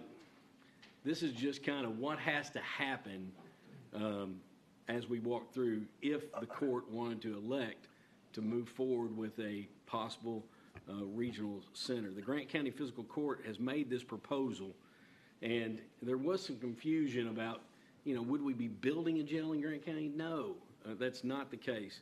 We'd be using the current facility that's at 212 Barnes Road in Williamstown, and that would become the regional facility. This would require both county detention centers to technically close and a regional center formed. By KRS 441-810, a regional authority board would be created. And just as I shared earlier, there'd be 3 from Scott County and 3 from Grant County. The reason there's 3 from Grant County is because they're the host, and they would have their jailer automatically sits on the board plus 2 other appointees. Judge Deals has shared who he would have. It'd be himself, Jacqueline, and Jailer Mike Webster. Next slide. Pardon? Why would our jailer not be there? Our jailer would be. Okay, Yes. Yeah. Their jailer would be there than 2 of Yeah, and I'm sorry. The 3 from ours, I've shared that our jailer, myself, and a fiscal court member, a magistrate, would serve on the board. So that we still have input on the operations. The Regional Detention, next slide, Regional Detention Authority Board, as I shared, would work together to hire an administrator that would have demonstrated correctional experience to run the regional center. And that's one thing, Jailer Broyles mentioned, he might not be here forever. We won't be here forever, but if you put something like that together, the chance of having someone that has demonstrated experience is pretty good. That's just something to think about. Moving forward, next slide, Regional Detention Center Authority creation empowers a regional jail authority. 2 or more counties may by ordinance establish a regional jail, so we'd have to have an ordinance. The authority's power includes, but are not limited to, executing contracts, making bylaws, rules, and regulations. The authority may require property by lease or purchase, construct, reconstruct, or renovate a regional jail, and to provide for the operation and maintenance of the facility. The authority may exercise the power, authority, and duties of counties under the KRS related to the operations of jails and the incarceration of prisoners. Next slide. Proposed operational plan. Nothing's finalized, it's just what we've talked about. Scott County law enforcement would transport individuals that were arrested to the current Scott County Detention Center and transfer custody to staff at the facility. Staff under the direction of Jailer Darren Broyles would then transport those individuals to 212 Barnes Road. It is proposed that these transfers would occur twice a day, maybe 3 times. The current Scott County Detention Center would become the Scott County Justice Center Annex, or whatever you want to name it, and it would serve as a holding booking center. The holding booking center would be directed by Jailer Broyles with an estimated number of 13 full-time staff, 1 administrative position, 4 lieutenant or sergeant or a captain or what, that would be determined with collaboration with Jailer Broyles and the fiscal court. All current staff at SCDC would have the option of employment at the Regional Detention Center, or if there were 13, Jailer Broyles just mentioned you have 22. So if there were 13 or 14 that stayed here, everyone else would have the option of going to the regional center as an employee. And what we've talked about is they stay at the same rank. And the regional center, part of the whole issue is attracting and recruiting and retention of staff. The draft budget includes approximately $1 raise across the board to make it more attractive to staff to possibly fill it, and that's put in the draft budget. Hey, Judge. Yes, sir. May I ask a question? In regards to the dollar raise, I know Grant County starts out less than us. I can't remember what you guys start out at, Mike. $16.50. So would that be bringing everybody up to what our pay level is, and then an additional $1? Whatever staff is looking at adding additional $1. That's been the conversation. Nothing's been finalized. So an additional $1 in addition across the board for everybody. Okay. Yeah. And they've looked at our data, and we've looked at their data as well. Yes, sir. So an additional $1 from $16.50, or an additional $1 from what we are currently making? Well, it wouldn't be smart to go backwards, so I would advocate for what you're currently making. But I don't have 100% control over that. So, documents that would need to be adopted. Who would have control over it? The board would set the pay rate.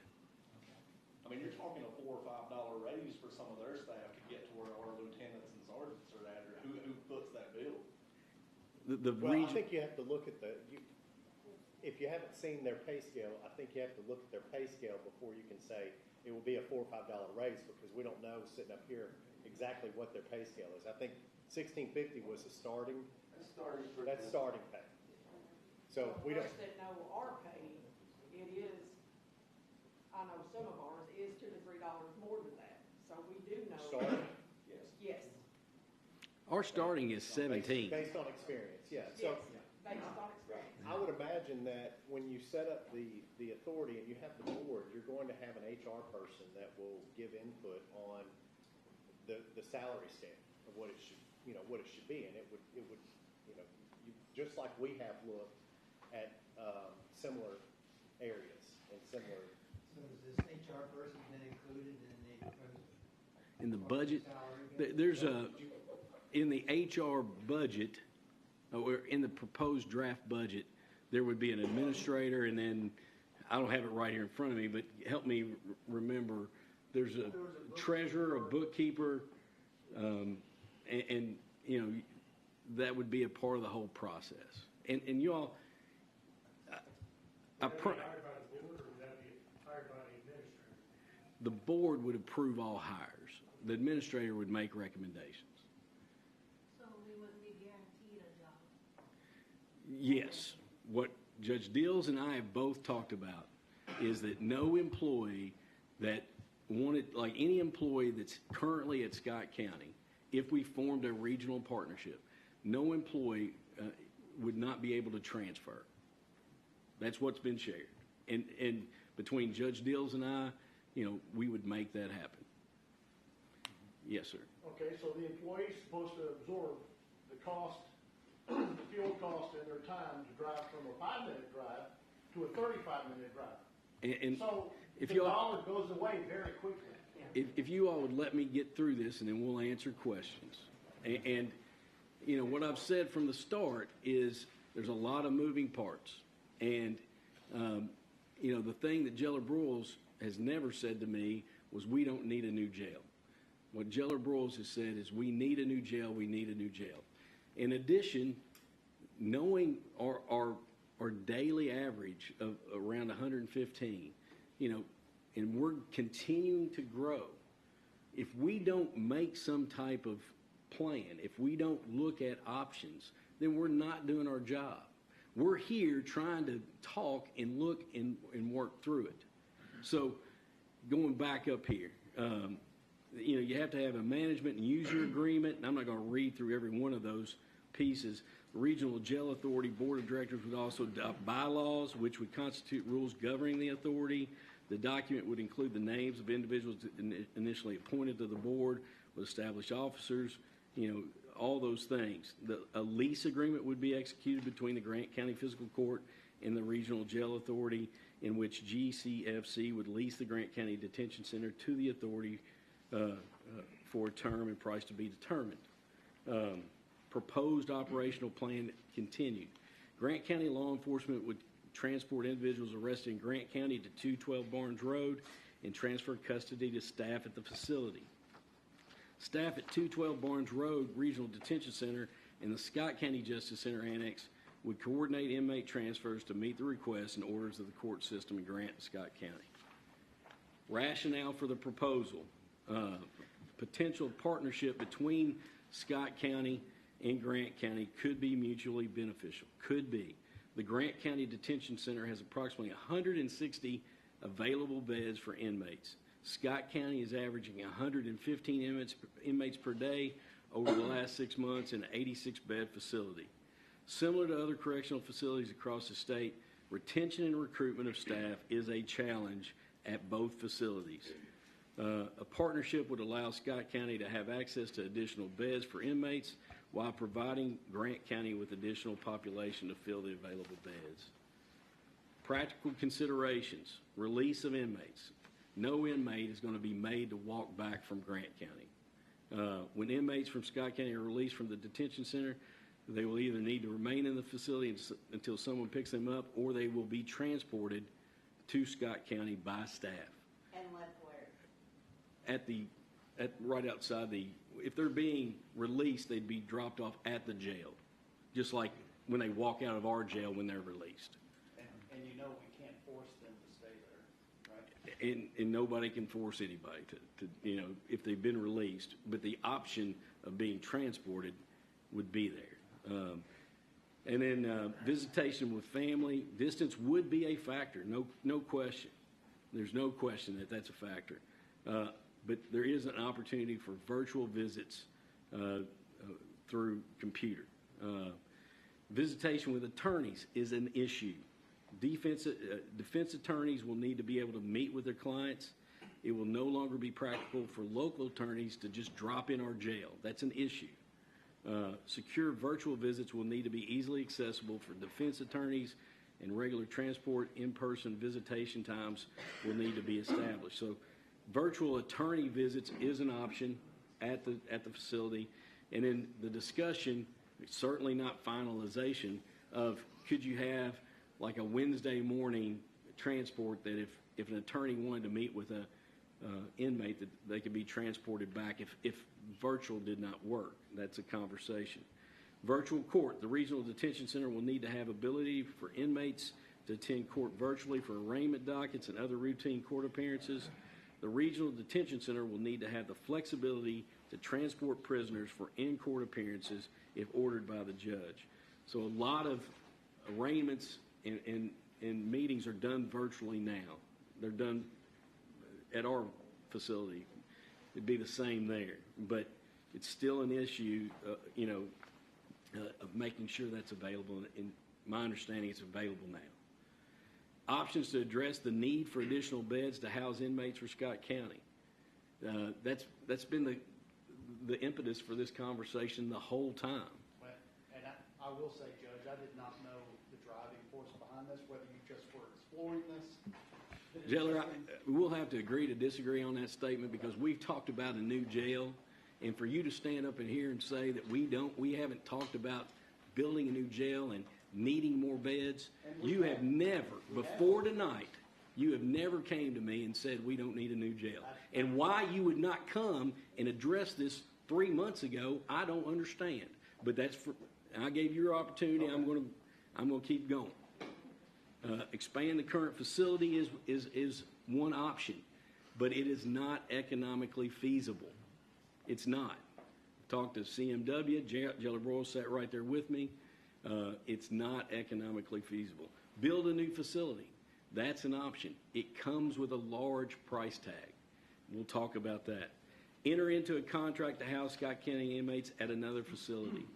Jailer Broyle, who makes the ultimate decision on where inmates are sent to other facilities? I do, and the other jailer. But at your facility, you make that decision. Mm-hmm.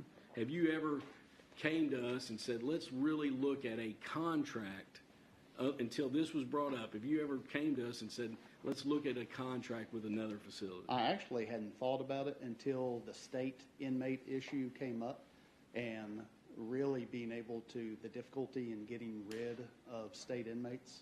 When we had kind of a discussion in one of our meetings talking about getting rid of state inmates. But you never, hadn't really thought until about this came up, you've never brought that to Nope. me No, sir. or such.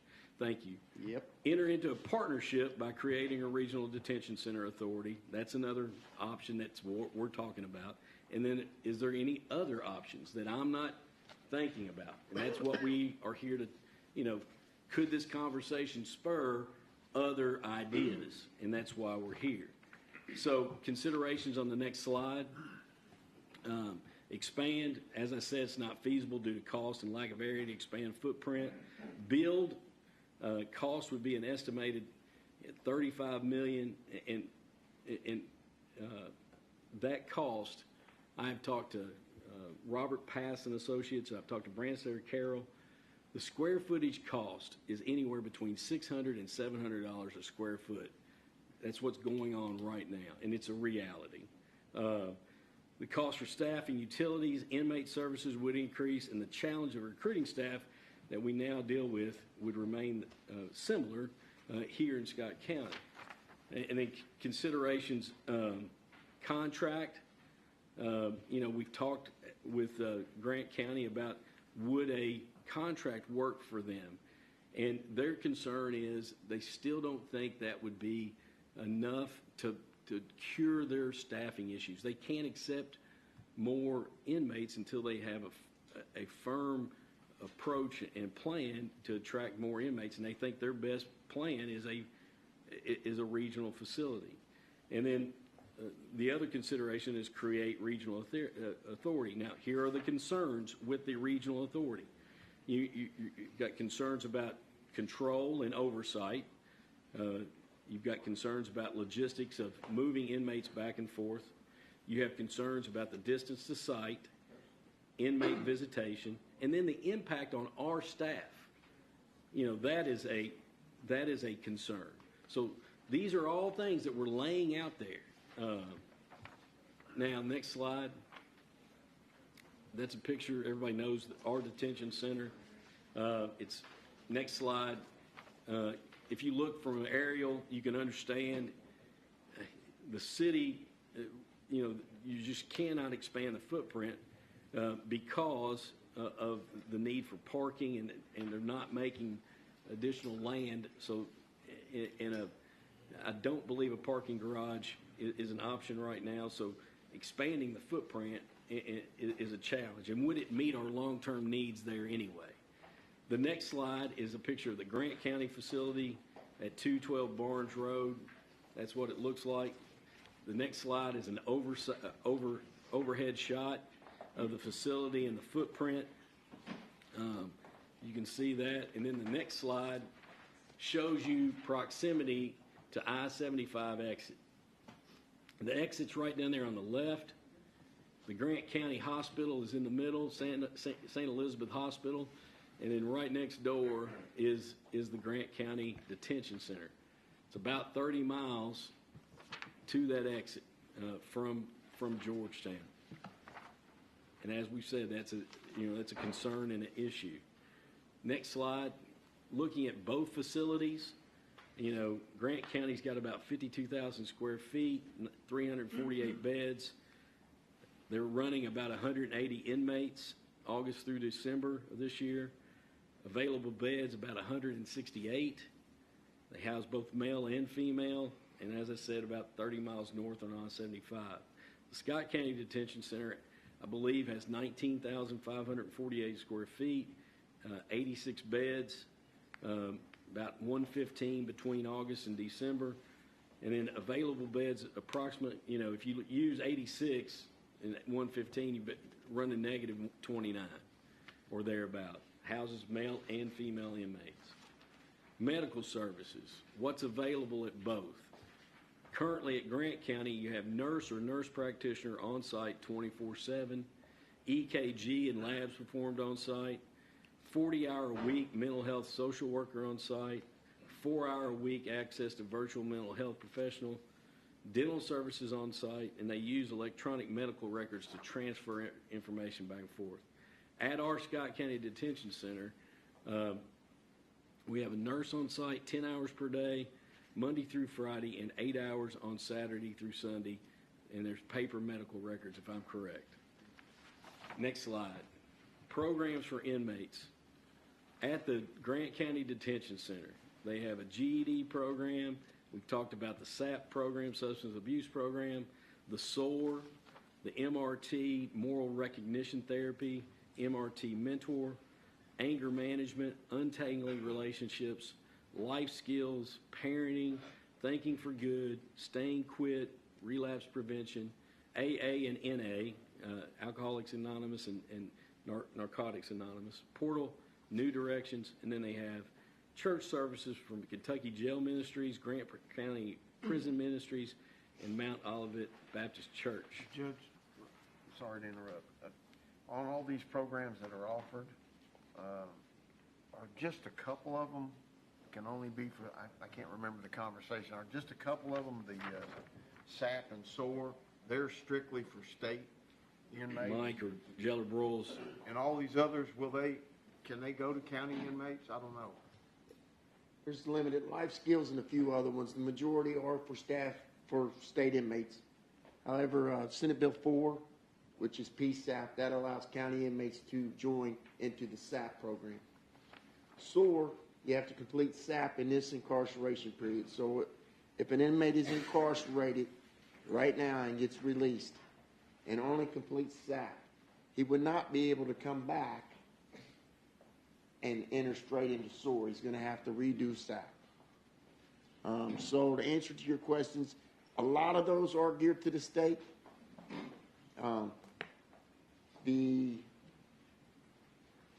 There's a few there that aren't, and SAP is eligible for county, whether we're regionalized or not.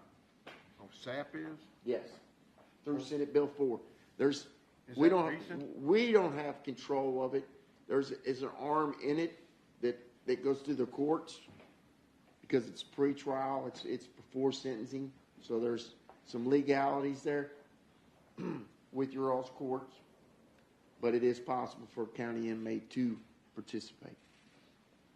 And I'll say that's actually news to me because it's always been state inmates the whole time. The Senate Bill 4 is right here, you get the same opportunity to meet. Is that in the Senate right now, or?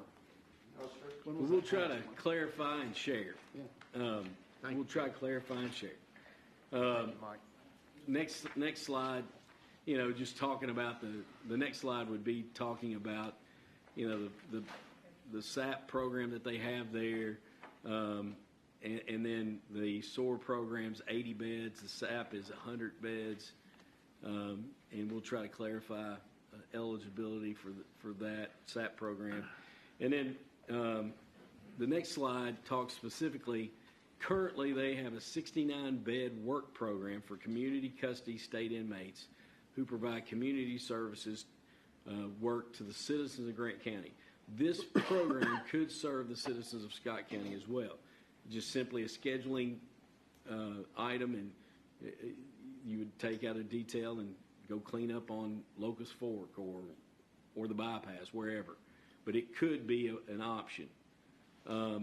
Discussion with GCFC with the Grant County Fiscal Court include the consideration of an addition of a PSAP program at the proposed regional detention center.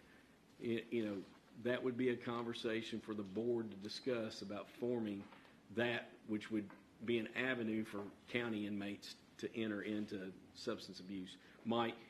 I totally understand what you're saying. I just don't want to get it confused. When you talk about that, it wouldn't necessarily be PSAP because PSAP's there already. Okay. It would be more of a similar to what Kenton County has, which is I think they call those JSAP or something. But I'll let you look through this. It's KRS. The Senate set it up. It's nothing new. And Judge, I want to ask Jailer Boyles, because just to bring this out, you said at a previous fiscal court meeting that you thought about 80% of the inmates that are in the Scott County Detention Center are in there because of some addiction issues. Mm-hmm. And you still stand by that statement? Yeah, I'd say 70 to 80%. Yep. Okay. And one of the issues that we've tried to do outside of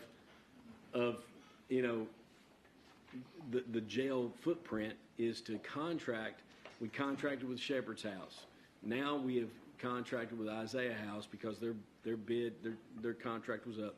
Isaiah House is opening a program right here in town, intense outpatient program. It is a tool for the court to use, and Cam can speak to this more than I, but any low-level offender that is there because of an addiction issue could be sentenced to the IOP program. Have them complete that as a condition of probation. Right. So that's another tool that we've tried to put in the community to help with addiction issues. And that 80% that are there because of addiction, what else can we do? And that's one of the things that we have done that's not done everywhere.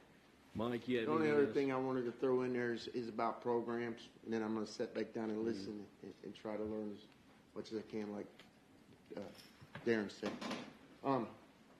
SOAR right now is very limited on where it's offered. If it's not prison, there's only, unless something's changed in the last 6 months, there's only one other jail in the state of Kentucky that offers that.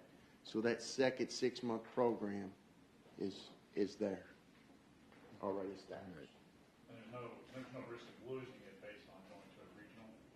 No.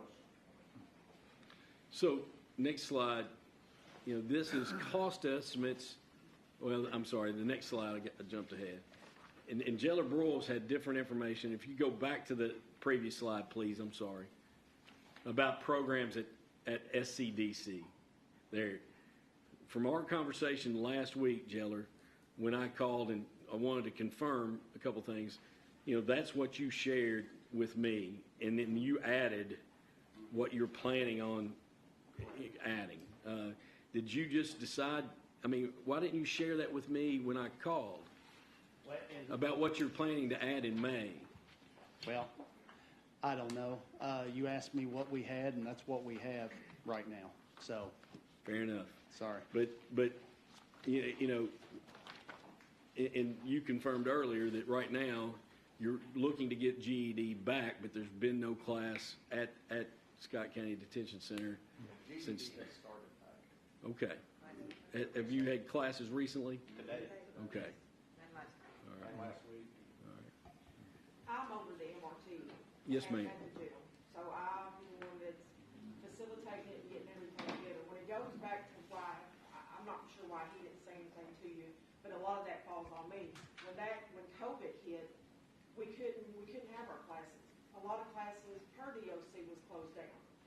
So with all of that, and then our staff and room to be able to have these classes, I didn't have the opportunity to do that. No, and no, So- nothing, no slight to you, I promise. Yeah, I mean, know, but it's just, you only have so much room, and then COVID took away the ability to segregate people. I understand. It's no offense to yeah, you. but in his defense, that was on me trying to make sure that I got that done. And the opportunity to get that done just wasn't there, even though he did push, all when is to start back, close is going to start back. I also had to go by DOC because I just wanted to say one thing when it was going back to the SAP program and some of those programs. Just because our inmates go to Grant County does not automatically mean that they're going to get to jump into these programs. When you're a state inmate, it's in Frankfurt. It's a list. They go by that list on who's there. So just because our inmates are being transferred down there does not automatically mean that they're going to automatically be in programs and start straightening up and getting them off drugs. It doesn't work that way. No. I have worked diligently with DOC for the last 2 months trying to get all this stuff going. And it's not as easy as No. people think it is. It's a long step progress that you have to do. Well, thanks for your work. Yeah. I'm sorry. Do they eventually get in over time? They will get in over time, but just say we send our inmates down there. They got inmates Well, there even if too. they're here, I'm just saying, Okay. just in general. But I'm just in general. If our inmates go down there, if there's 20 people ahead of them, they have to wait. Sure. And it Just depending depends on on who how gets long. in first. Right, it depends on how long the people that are in SAC, it takes for them to get to graduate out or drop out or get transferred out. So just because our inmates are going down there does not mean that they're automatically going to start qualifying for all of And these I guess you have programs. to wait till you get a certain number of people that are eligible before you start the class, or you start. Yes, they have to be eligible. If they're state inmates, they have to be eligible. I mean, We're already running the classes we have up there. They're already running. We've But been is there a audited. set limit, like, you gotta have a minimum 8 eligible, or? I don't know if there is a number, and you can correct me. the only you're thing probably I know more is with, I can only speak with the MRT. The MRT, they set on how many I can have in a class. But I can have as many classes Yes, as I need. So you work It's that. it goes back to room. Yeah, but now with SAP, that's the biggest one, the SAP and the SOAR. Those is all a list. There's a master list in Frankfurt. Inmates are placed on that list on how they apply. So it just depends on who's on the top and they bring them down. But it's something that we could never offer. No, I'm not, well. I mean, I know, I'm asking because that's what. Now, the I SAP believe and the this SOAR, jail we do, boils in. right now, we just don't have the room for. When this jail was built, I mean, I wasn't here. Yeah. I have been here 11 years though. I've been And with that- the facility for 11 years. And that's nobody's fault. It's just reality. Yeah, And- I'm not yeah, trying appreciate- to take the blame or anything, but I just don't, I would not want anybody on any committee thinking that we had just sit back and, No. not try to do anything, because I have a ton of emails you guys can see. We have been working to get this back, but I have to do certain things for MRT before we can even do it. So I just wanted to clarify. No, and I appreciate that very much, and appreciate your efforts. Can I ask Jailer Webster a quick question regarding what Mr. Ellison said? Is it a contract that you have with the state regarding SAP and SOAR? Yes, it's a contract. So if Grant County Detention Center closes, that contract is null and void? Is that I correct? wouldn't think so, no. No? Because just like you could have a contract as long as you meet those obligations. They don't care if it's Grant County Detention Center or if it's a regional jail. But it is with the Grant County Detention Center currently? It is currently, yes. But knowing the current status of the need for substance abuse programs, I would think it would highly improbable that the state would turn away. Well, and I do agree with you, but just to Mr. Ellison's question, it would have to be reinitiated, I One think. response. Yep. You're asking me about a contract I have with the state. I own, or I shouldn't say I, because there's no I in team, right? Grant County owns the license for our program. So if the state didn't want to run our program, I still can run a program out of that facility. Or whoever's facilitating that can run it, as long as you have the licensures to be able to teach it. Okay. So there's a So the convoluted, she's right. For most of these programs, a state inmate needs to have a letter. Yes, That's it. For SAP and SOAR, they're going on a list, and they're going to sit on that list till their names come up. Now, obviously, things twist and turn. They're going to come back to us, even if a Scott County inmate, if this merger was done, or a Grant County inmate goes away for SAP, they're very limited on where they're going to go to SOAR. And that's going to be Grant County, a prison, or can't think of the name of the other. No, ma'am. Simpson's got the work program, which is another awesome program out there. It's Barry Ray's. Yeah. Oh, Marion. Marion. All right. Thank you all. Can we take a time out? Do you really need a timeout? Well, maybe some others do, but I haven't thought about it. I was trying to move forward just because. Keep on going. I'm if you, good. you know, At least finish his power. in the next slide is that net expenditures for 23 budget, 3.735612. That is the total budgeted amount, removing revenue and also removing the figure for contracts with other agencies. Jeller Broyles' figure was a little less. I think Jeller Broyles' figure was about 3.2. But that's the figure that Michelle shared with me, our treasurer. And moving on down, you know, the conversation that we've always had was about consideration of how to add beds and how to add capacity to house inmates. Well, one of those options was building a new facility, and a new facility at a $30 million cost price tag, you would pay annually $2.339350 for 20 years. And if you just add those two together, you're looking at total expenditures to the Scott County Fiscal Court and the taxpayers of Scott County of around $6,074,962. Those are just estimates, but it's based off this year's budget, and that was shared by Michelle, and I worked with her and Jeff as well on staffing and making sure that number. I'll be happy to sit down with Jeller Broyles and go through that once we decide what we want to do going forward. If we don't want to build a new jail, then that's a moot point. Next slide would be if you had a $35 million facility, which is closer to what has been shared with me by Robert Pass and Associates and Branstad Carroll, the $600 to $700 square foot. You use that same figure of 3.735612 with a 2.726150 annual payment for 20 years. That gets you to $6.4 million annually. So that's only if you built a new jail. Moving to the next slide. That, and you can't see it, and I apologize, but I'll read you what the bottom line is. That is a spreadsheet estimate from Compass Municipal Advisors. And the bond payment on $30 million is on the left, the bond payment on $35 million. Over 20 years, a $30 million facility would cost us $46,786,000. Over 20 years, a $35 million facility would cost us $54,536,000. And that's just if we built a new jail. Next slide. So the other piece of the puzzle that you have to assume is if you built a new jail and you had more inmates, then your cost would go up. And that's something that has to be talked about. So looking at assuming you had 42 staff members, we just assume we went to 42. Then your costs and benefits for that many would be around $3.5 million. Your utility costs would have to go up, and inmate services would have to go up. Debt service is there. And you know, if you had more inmates, you'd have to have more staff. These are just estimates trying to show the story of things that have to be considered. And that total expenditure would be over $7 million if you had that many staff members.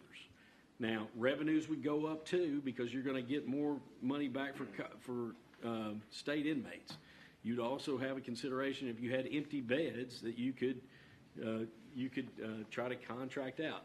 But that's the same problem that our friends in Grant County have right now. Next slide. This slide shows our numbers, and they're actually higher than Jailer Broyles' numbers for estimates, what we have as estimates on expenditures.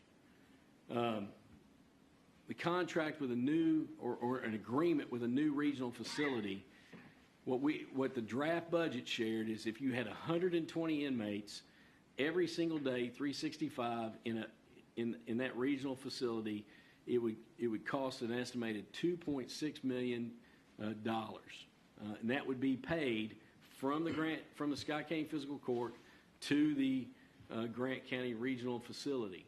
The Grant County Fiscal Court would pay, I think it's estimated at 50 inmates in the draft budget, 50 times $60.50 times 365.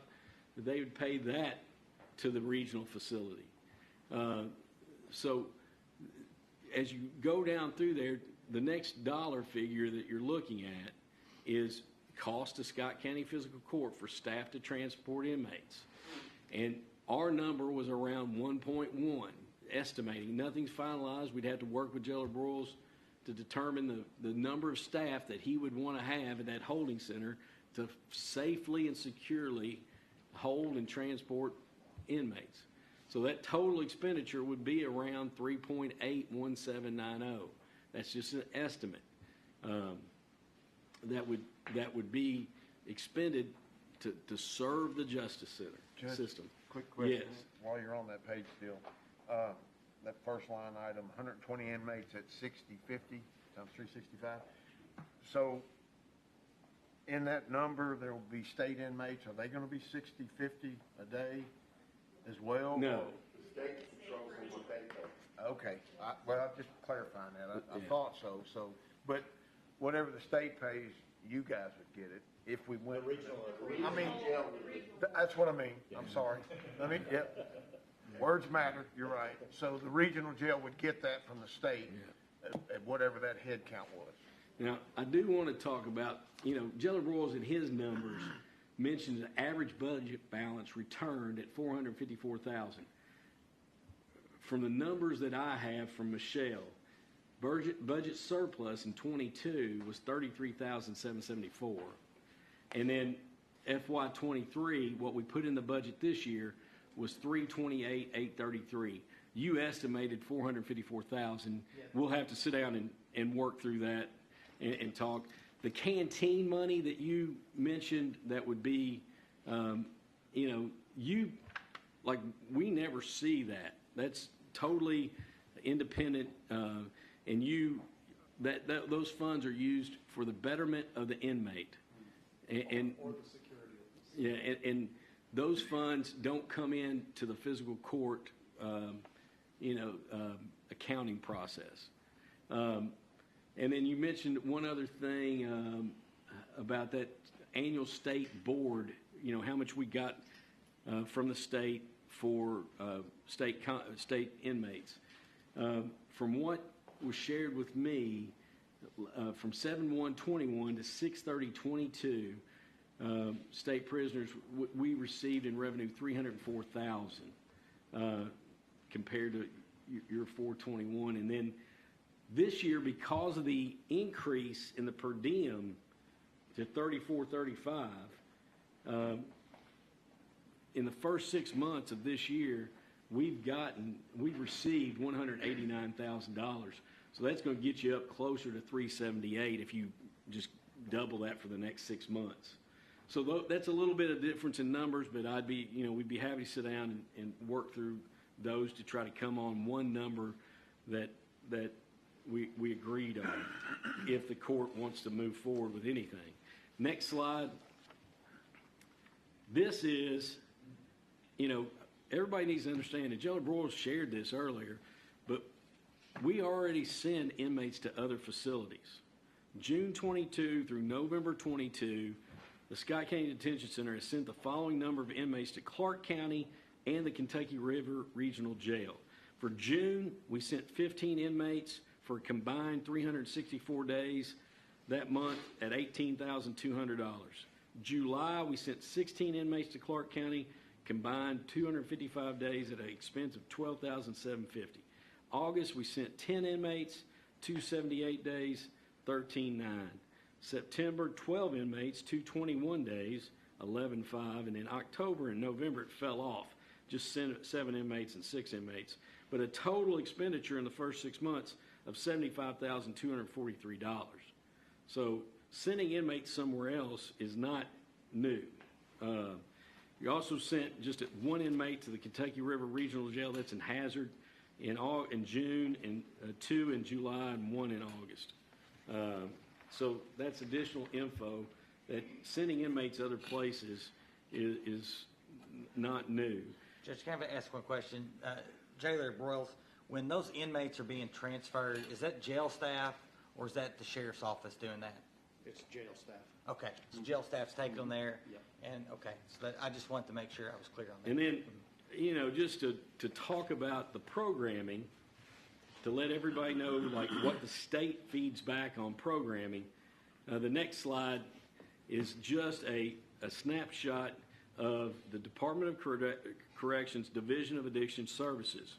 And they score you out and they give you a level of compliance. Well, for the SAP program, the level of compliance is the highest, what I can determine, which is substantial compliance. I just wanted to make sure everybody understood that they are running programs appropriately. The next one is on the SOAR program. He got the same level of compliance, substantial compliance, which is the highest level. The next slide is a snapshot. Every jail, and you all correct me if I'm wrong, is inspected 2 times a year. You have an initial visit. They go through a long, long list of items, and they give you a corrective action request. Same person, Mr. Tony Crockett, on 4/27/22, inspected the Grant County facility and went through the whole list and listed, items that needed to be addressed. And I'll share that.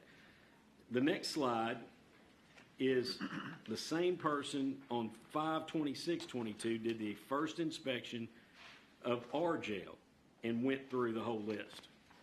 So if you go to the next, that's the Grant County response. And here's the 3 things that were only listed as issues. Number 1, they said that dorm X018 still exceeds its rated capacity.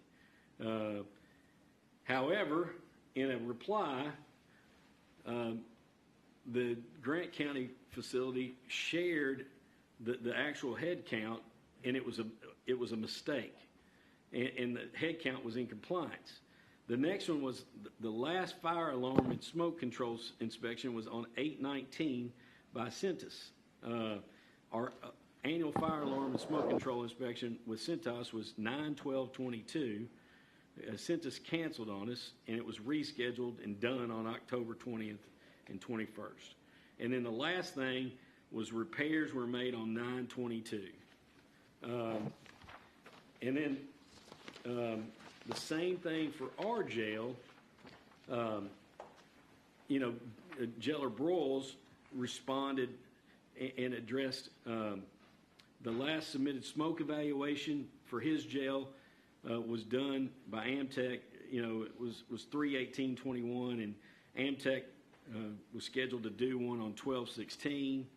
And then that got corrected. And then the dorms, we had 104, 107, 210, 235 exceeding their rate. There's nothing we can do. Nothing. That's the overpopulation. Yeah, and I think there was one other little item like a leak or it was something, but both jails received, and I received it, and Judge Deals received, a letter from Kirsty Willard in December that says, we accept this and you're good. So there is no documented concerns about the facility at either place. Yes, sir. There's been speculation or rumor that the Grant County Jail's under DOJ, Department of Justice review. If that's true, then, again, if it's true. I'll let them to speak to that here in a minute. Is that fair? Yeah, that's, all right. But that's a big question. Yeah. And then considerations. Next. Here's realities. Transitioning to a regional facility will increase the distance for families to travel to make an in-person visit to an inmate. Transitioning to a regional facility changes the oversight authority of the correctional facility. Yes, it changes. Transitioning to a regional facility will require additional coordination with the court system, and there will be impact on current staff. If they're not, here at the holding center, if we go that direction, then, they will be afforded employment at the regional facility. But there's impact. Travel, there's impact. These are all considerations that have to be talked about. Yes, sir. Judge, I got just a couple of questions. One of the things I'm concerned about is it's not just the distance the family has to travel to go visit with a loved one. There are people who get weekend service so they can continue to work, or they get work release so they're able to keep their jobs, maintain their homes, keep the families together. How's that going to work when all of a sudden they're 30 miles away, their boss can't come pick them up to take them to their job, or they have transportation issues? And so I think this is something much more than just, it's a little more difficult for mom to go see her son. It's considerably more difficult, and I think that creates a real problem that needs to be addressed. The other thing I think that this court really needs to, in part of their due diligence, while sitting here, I Googled Grant County jail lawsuits and was scared when I read it. I then Googled Scott County jail lawsuits, and I saw very little on there. I don't know anything about this Department of Justice oversight if there's any issues, but if anybody wants to take 5 minutes and just Google that issue, I think you're going to be quite alarmed.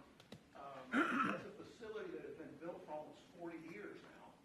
It was built too big, and they're now coming and asking the Scott County Fiscal Court to help bail them out from building that facility. You've given some numbers about building a 300-bed jail, which I think is great. I think Scott County is going to need a larger jail. I disagree with Darren about that. I think Scott County needs a bigger jail, and it's obviously a big cost associated with that. What I didn't see up here was any of the figures about the income that the Scott County would be getting from doing just what Grant County is trying to do. Is they've got excess capacity, so they're having other counties bring their prisoners there. So at $60.50 a day, Scott County's averaging 115. We got a 300-bed jail. That means we got 185 inmates at $60.50 a day coming in. That's over $4 million a year. Nobody's addressed those issues. I think that putting the current jail, that it's best you can do the Band-Aids to limp along a little bit. I think this facility, this county needs to address a new jail.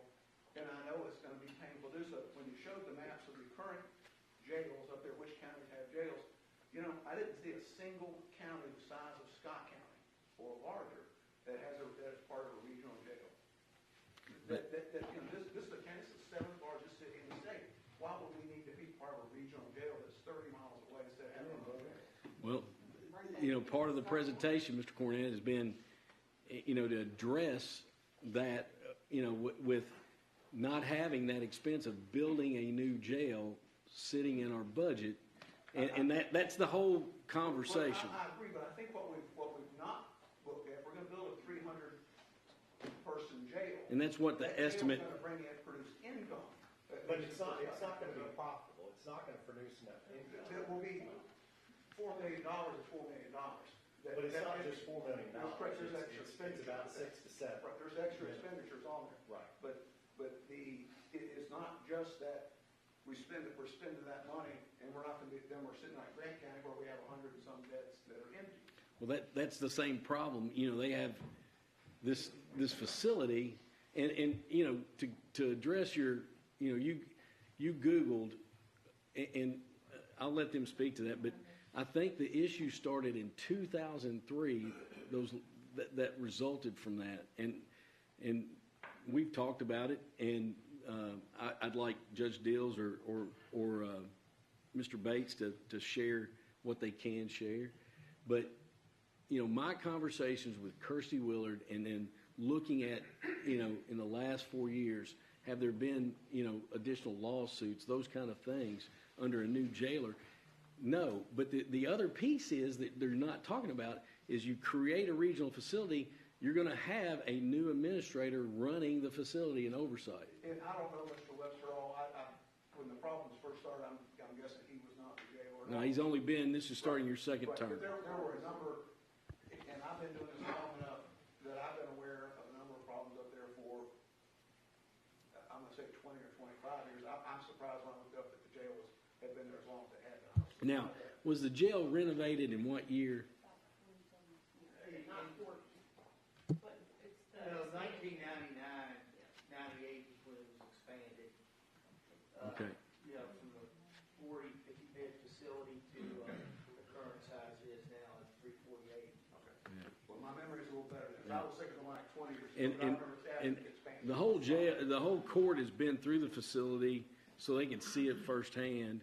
And then you all shared also that the HVAC system was just almost like less than 4 years ago, completely renovated. 3 years has been replaced. Yeah, and you've done other upgrades like technology on cameras and other systems. So, it's just part of the equation. But certainly understand your concern, and we tried to throw out, what I'm throwing out right now are concerns about the distance and about. My biggest concern, I think, is the impact that it has on the people who will be unable to, the people who are serving some time for relatively minor offenses, who are now going to lose their jobs. And whatever happens after that. How many of those inmates do we have? Well, we have closed. I'm curious, like, where I grew up, we didn't have a jail, and we went to Mason. So how did they do that in those type of places? Well, my understanding what Darren works is that, A, you must work in Scott County, so that the jail has, if you physically must do your job inside Scott County. But how many of those inmates are there? Come pick you up, or they don't bring you back. Yeah, I don't know off the top of my head. I'd say right Less than now- 10? More than 10? Less than 10. Less than 10. Okay. And then, Taxpayers in Scott County. They pay taxes in Scott County. So don't diminish the 10 because they are taxpayers for family. sir, we were just saying that to clarify how many we're talking about. And that's, in no means did I diminish that. Next slide. Cost savings. Yes, there could be cost savings. Establishing a regional detention center can save money by decreasing the need to build and maintain a new facility. Enhanced resources, it's debatable about regional detention center can provide additional resources for inmates such as access to rehab, the SAP, the SOAR. On-site medical there's no question that there's more on-site medical and additional educational programs that were listed there. Improved working conditions. My fear is that we got up to 150 and it becomes a crisis for our people. And it's even more unsafe. And if you went to a regional facility, you're not as crowded and it's safer for inmates possibly and staff. There's a lot of things to consider, and that's why we're here tonight, sharing and talking about everything. We've been here for about going on 2.5 hours. Stephen, could you share anything about the concern about the DOJ? To the extent that I can, we're actively in negotiations. The DOJ oversight started in 2003. From an event that started in 2003. It had been in 2003. There was an agreement that was, reached with my predecessor in 2009. And we've been actively involved in trying to end that since Jailer Webster came involved. And we're in active negotiations right now to end that.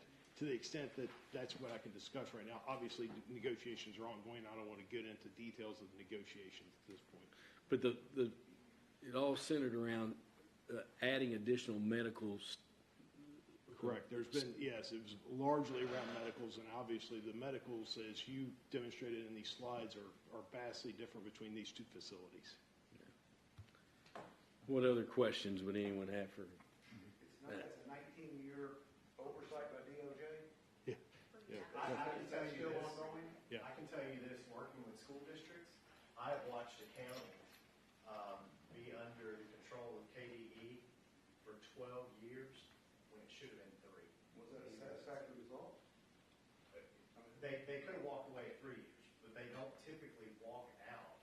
Once the government comes in and takes over that facility like this, or has oversight, or KDE does in the school system, they stick around for a very long time.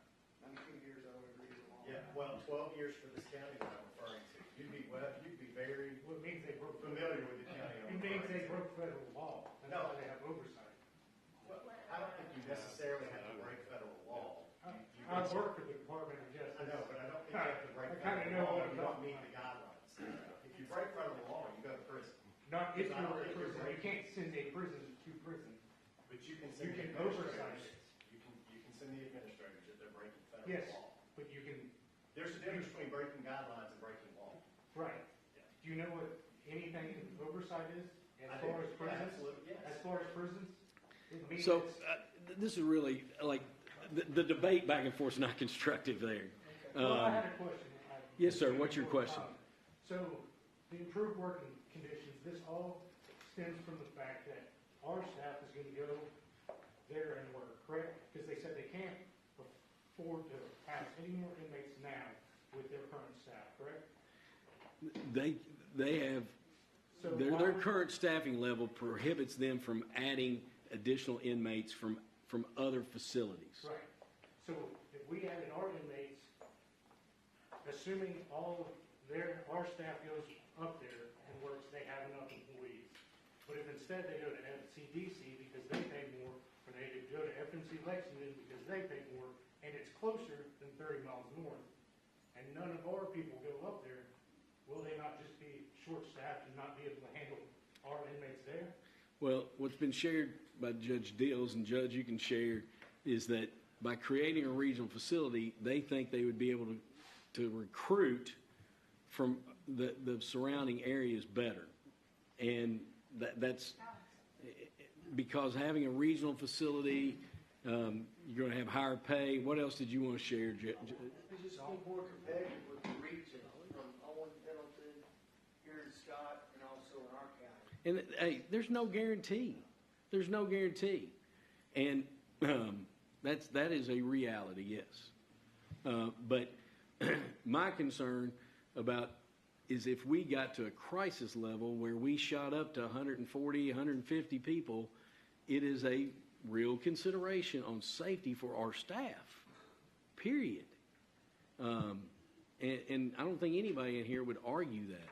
Right, I completely agree. But my question is, okay, we agreed to this for 2 years. No one, they can't supply the workers they need, and they backed out of the agreement. Well, Now we've got to come back to. I don't think we would be able to actually put the plan into reality until we had a staffing, everything would have to be preliminary and conditional upon staffing being lined up. I mean, we couldn't hope for it. We'd have to know. Joe, I heard Darren say something about using a figure like $50 or something that we pay other counties when we ship them to Park County or wherever, or figures close to that. But we're talking about $68.50. Is the difference there because Grant County also includes the cost of That number was just looking at a draft budget to make the budget balance. And that number is what, in all good faith, was tried to put together to show what the expense would be from the Scott County Fiscal Court. Is that because that also may have included the cost of medical, and when we ship them to Clark County Medical, we have medical on So top of it. everything, if we went to the regional route, the only expense would be that agreed upon per diem, and that would be the only expense. Well, sir, let's talk more important. Let's say they get their staff and we ship all our inmates up there and we do the regional facility. Have you thought about safety on our end, turning this into a transportation facility? How many deputies are you going to run on the floor? Are you going to have a medical staff Sure. in the facility? Or are you going to have a cooking staff in the facility? We haven't talked about a medical, and we haven't talked about the food aspect. Right. What if somebody has a seizure, stroke, heart attack? Well, if that is a reality, yes. We have to have enough staff there that if something happens Right. But in talking, we can take, obviously one of our deputies is going to have to leave to go. Are we still going to have enough staff to be able to cover the jail? Because we can't run the jail on 3 or 4 people. well, We've asked Darren, what do you need? It's been a and that number of, We need More than 10 deputies. well, we talked about 13. That's the number he gave us. Plus, And part-time. and then Plus part-timers. And plus the captain and administrator. Right. But now, is And- that included in the 13, or is that separate in the 13 deputies? That's in addition to the 13. But the thought process is the only people that are there are the individuals that have been arrested on that day, and then they're transferred to the other facility. And then, yeah, you've got to bring some back for court, and you've got to, nothing's finalized, but yes, that's been a conversation. I just want everybody to know that those are things that need to be considered. Oh, yes. If somebody comes in and they overdose in the salad court, we have to take them back up here. We have to take them, we could sit at the hospital. There's been inmates that sit up there for a week and a half, and the deputy has to sit there around the clock. So that means the deputy's pulled from the jail that whole time. And we'd have to use part-time, and We have to make sure, They have to sit at the hospital. yes, we have to sit at the hospital with the You inmates. can't just leave them. You just get out. Yeah. They have to be supervised. And then if it's an inmate that has, hard crimes, or not hard crimes, but they're a threat to the community or whatever, we have to have 2 deputies sit up there on them. So, it pulls on the jail, so, I'm concerned that, we're not gonna have enough staffing, and people's gonna think, well, we don't have any inmates there, we don't need that staffing. It's essential we have that many people there. but we talked to Jailer Broyles about a ballpark number, and that was the number that he shared.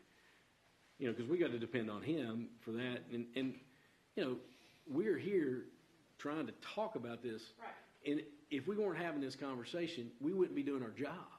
And we appreciate you all being here. I sent an email to try to get you here. Yeah. And, that's why we want to hear feedback. Because I don't want to, Lord knows we don't want to, cause, any unintended consequences. But I don't have a crystal ball, and that we don't have a magic wand. Things can happen, and that's why we're talking. Okay, I missed the first half of this because I had to work. So I come up at the end, and I didn't hear this. But has there ever been talk or consideration to maybe not have a 300 bed, maybe a 200 bed, with an option to expand if we need it? Well, the 300 bed was what was shared by Jailer Broyles to me as a, I know, yeah. I was just asking. I mean, all of that, Don't think that we're not here to do that. yeah, all of that came from Jailer Broyles to me in earlier discussions. Could a 200 bed jail be built? Sure. But that the number was shared with me as what would be a target to build. Well, I'm just kind of asking you all, would you all consider an option like that, with the possibility to expand on that detention center if we were to grow? Let's face it. I think, Georgetown is growing and and growing y'all, and growing. yeah, and you all correct me, but as part of the process, if you go down the road to build a new jail, you have to go to Department of Corrections and you have to do a feasibility study. And they pretty much have a lot of oversight and direction. So we wouldn't have full control. I don't know. It has to operate within their guidelines. The last time they were here, they told us, they kind of encouraged, and I think that's right prior to COVID, so maybe it's different, or maybe it right then, but they gave us advice that they would not recommend building at that time. That was when I first became on the court. That's when we had that gentleman come and speak and talking about. Now, right, he recommended not building at that time, because he said Frankfurt was working on legislation to fix the issue. I forget his name.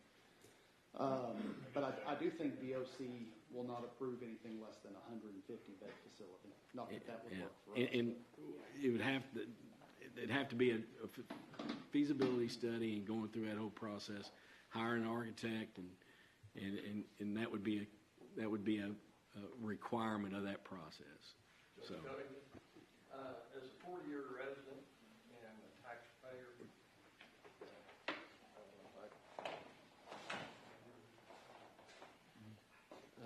as a 40-year resident and taxpayer of Scott County, and I, like many people, pay a lot of taxes, I would like to commend you and the court for your stewardship, for the oversight, for looking at this, and having the public comment, because I think that, I've been involved in many areas of the community for a number of years, and I too was surprised tonight to hear that really we didn't have an overcrowding problem at the jail. We didn't need to build a new one, because a mere 4 years ago, there was bullet points issued by the jailer, handed to everyone who would take one in their hand, that we needed a 300-bed jail.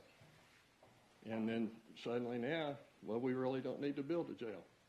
The stewardship that you have shown, sir, I thank you for. I think many of the people that I've talked to are appreciative of this process. I think at the amount of money per inmate, Scott County is getting a hell of a deal. We don't have the overage. The overages are going to fall to Grant County. I think Grant County itself is an example. If you build, someone said, well, you're going to have income off 300 beds. They've got a 300-bed jail and can't fill it up.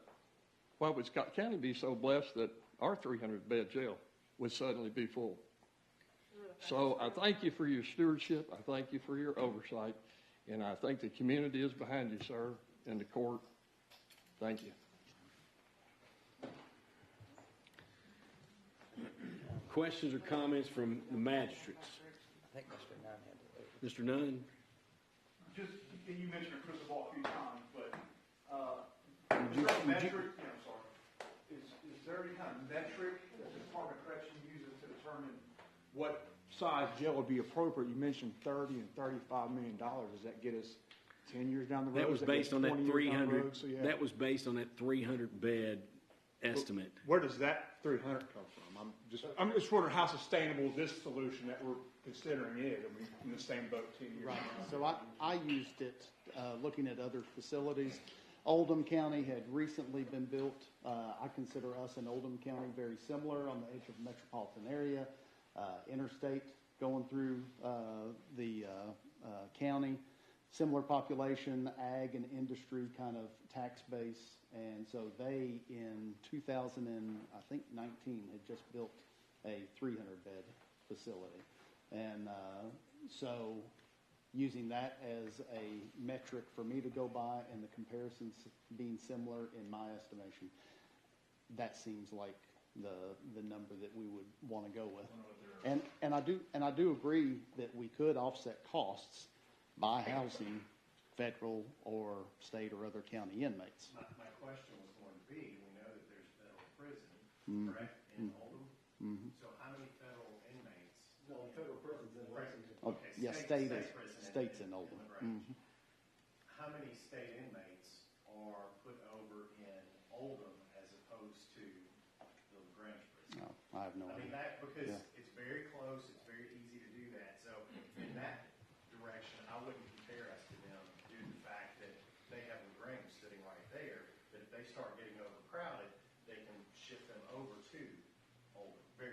Yes, sir. If you don't know, And I'm just asking a question. I'm Steve Stanton. Steve, 25 would you come up and, thank you. I'm Steve Stamper. I've been in Georgetown for 28 years or so. No, 25 years. Retired from the federal prison in Lexington. It was FCI when I started. Okay. A couple of things. Scott County used to years ago, before Darren, actually house federal inmates. There was a situation that happened and they lost their contract and they didn't go into oversight, but the feds pulled the contract. Okay? Department of Justice, when they pull something, you're probably not going to get it back. The reason is because of the size of the jail, the age of the jail, which if theirs was redone in 92, they're going to be about the same standards because they were built to the standards at the time. The ACA is not even brought up, the American Corrections Association. It's not been, they have a whole litany of standards. The reason Darren, and I've known Darren from his gray days, is because of his leadership, right? Couple of other things. Every minute, every mile an inmate is in a van or in a bus or being transported anywhere is the greatest risk to the citizens of Scott County, to the citizens of Grant County. So every minute they're on the road, right, that increases. Now, you're talking about the judge says 3 or 4 times a day. Well, if you schedule that, Two or three times. 2 days, it's twice a day. Then the chances of me wanting to break somebody out is going to be really easy because there's only 2 roads. If I wanted to free an inmate, what you're saying is the risk of escape, someone attacking a transport van and trying to break somebody out. The risk of escape skyrockets. I don't mean increases, I mean exponentially increases. So that's a factor. Yes, it may, but what are we going to pay out? $2 million to somebody that was your daughter raped by a convict that got out? Was my right? You see what I'm saying? So that's first and foremost. Number 2, we're going to move them twice a day, 3 times a day. Is that going to be a van or is that going to be a bus? Because if it's a bus, now you're going to have to meet the DOT transportation, the Department of Transportation guidelines, which also increases cost. It'd be most likely a van. It's still going to increase cost because you're going to have to drive. Why does Scott County schools shut down most of the time? Because the roads in northern Scott County get bad. We've got deputies that have been retired because of injuries on 75 and injuries and deaths on 25. So those are things to look at. You brought up the inmate privacy or the inmate discussing or having discussions with their attorneys. If it's over the internet, is it private? So that's going to be an issue. Now, Steve, long story short, what you're asking us to do is for the citizens of Scott County to defund local law enforcement for our money to go to Grant County. Nothing against Grant County, and I don't blame them for trying to do this. But it's my tax dollars. It's my opinion. Tommy will speak on the Fraternal Order of Police. I've been on the E-Board for 22 years, 25 years, good, bad, or indifferent. There are a lot of issues to moving inmates and or what your proposal is, sir. It is what it is. As a taxpayer of Scott County, of Georgetown, my last statement is this. If this board is so steadfast about being good stewards of our money, I have one example to tell you. What happened at the trash heap 25 years ago? What happened to the Scott County dump? Boy, we saved money. We contracted that out. Now we're in a big mess.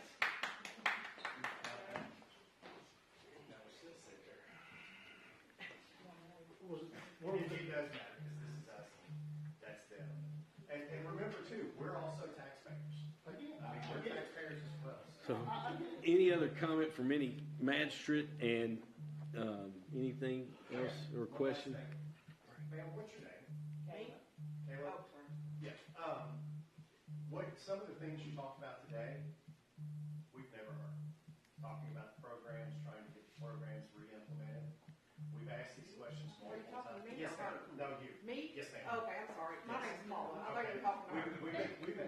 She's Paula Rowe.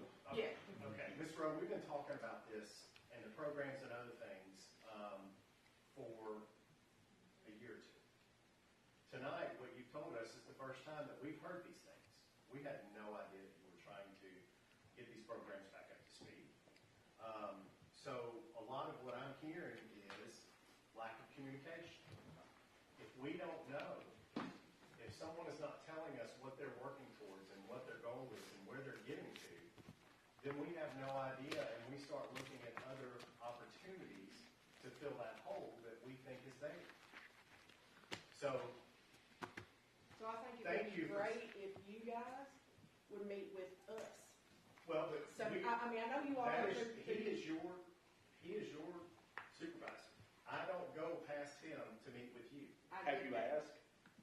No, I would expect a report to say, hey, here's where we are. I know what you're thinking about doing. Let me tell you our story at the jail and where we're moving forward to get these things done. Well, I don't come to your house and ask you to mow the grass in the backyard.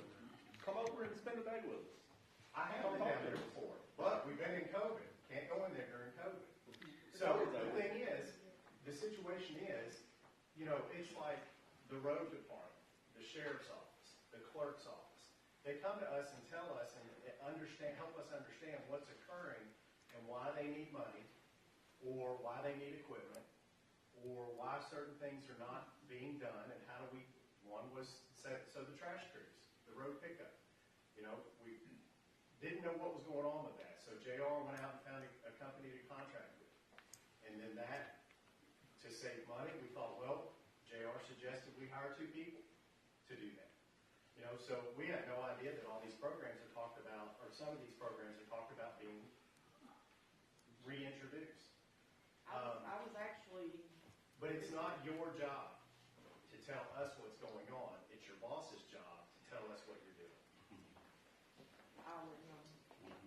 So as much detail as you want about the jail, I will get that to you. But in regards to this particular issue, I had no idea what the driving force was. Was it programs? Was it lack of, was it lack of medical? Was it overcrowding?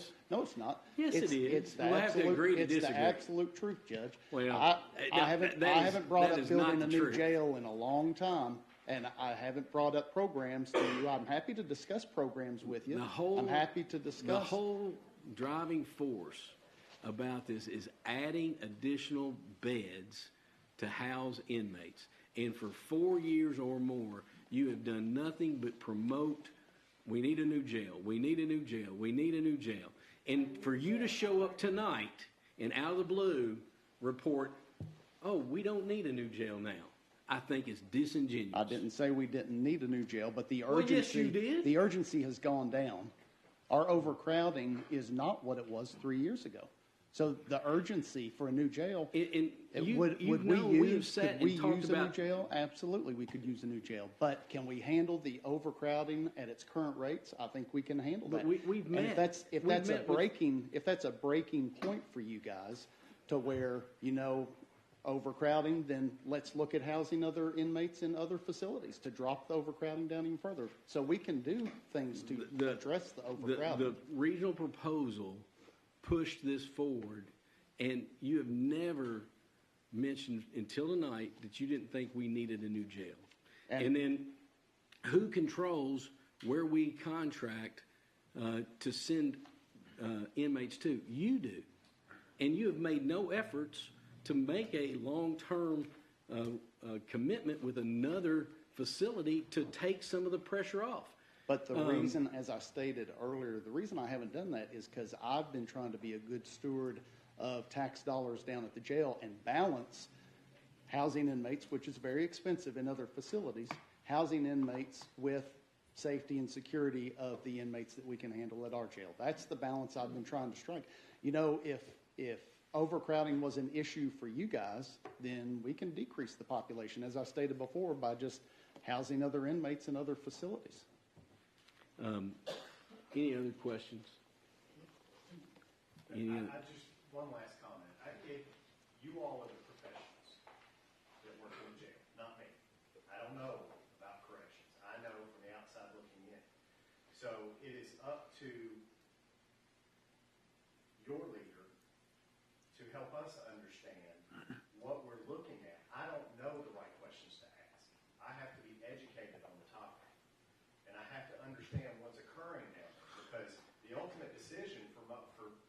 essentially all of it lies up here.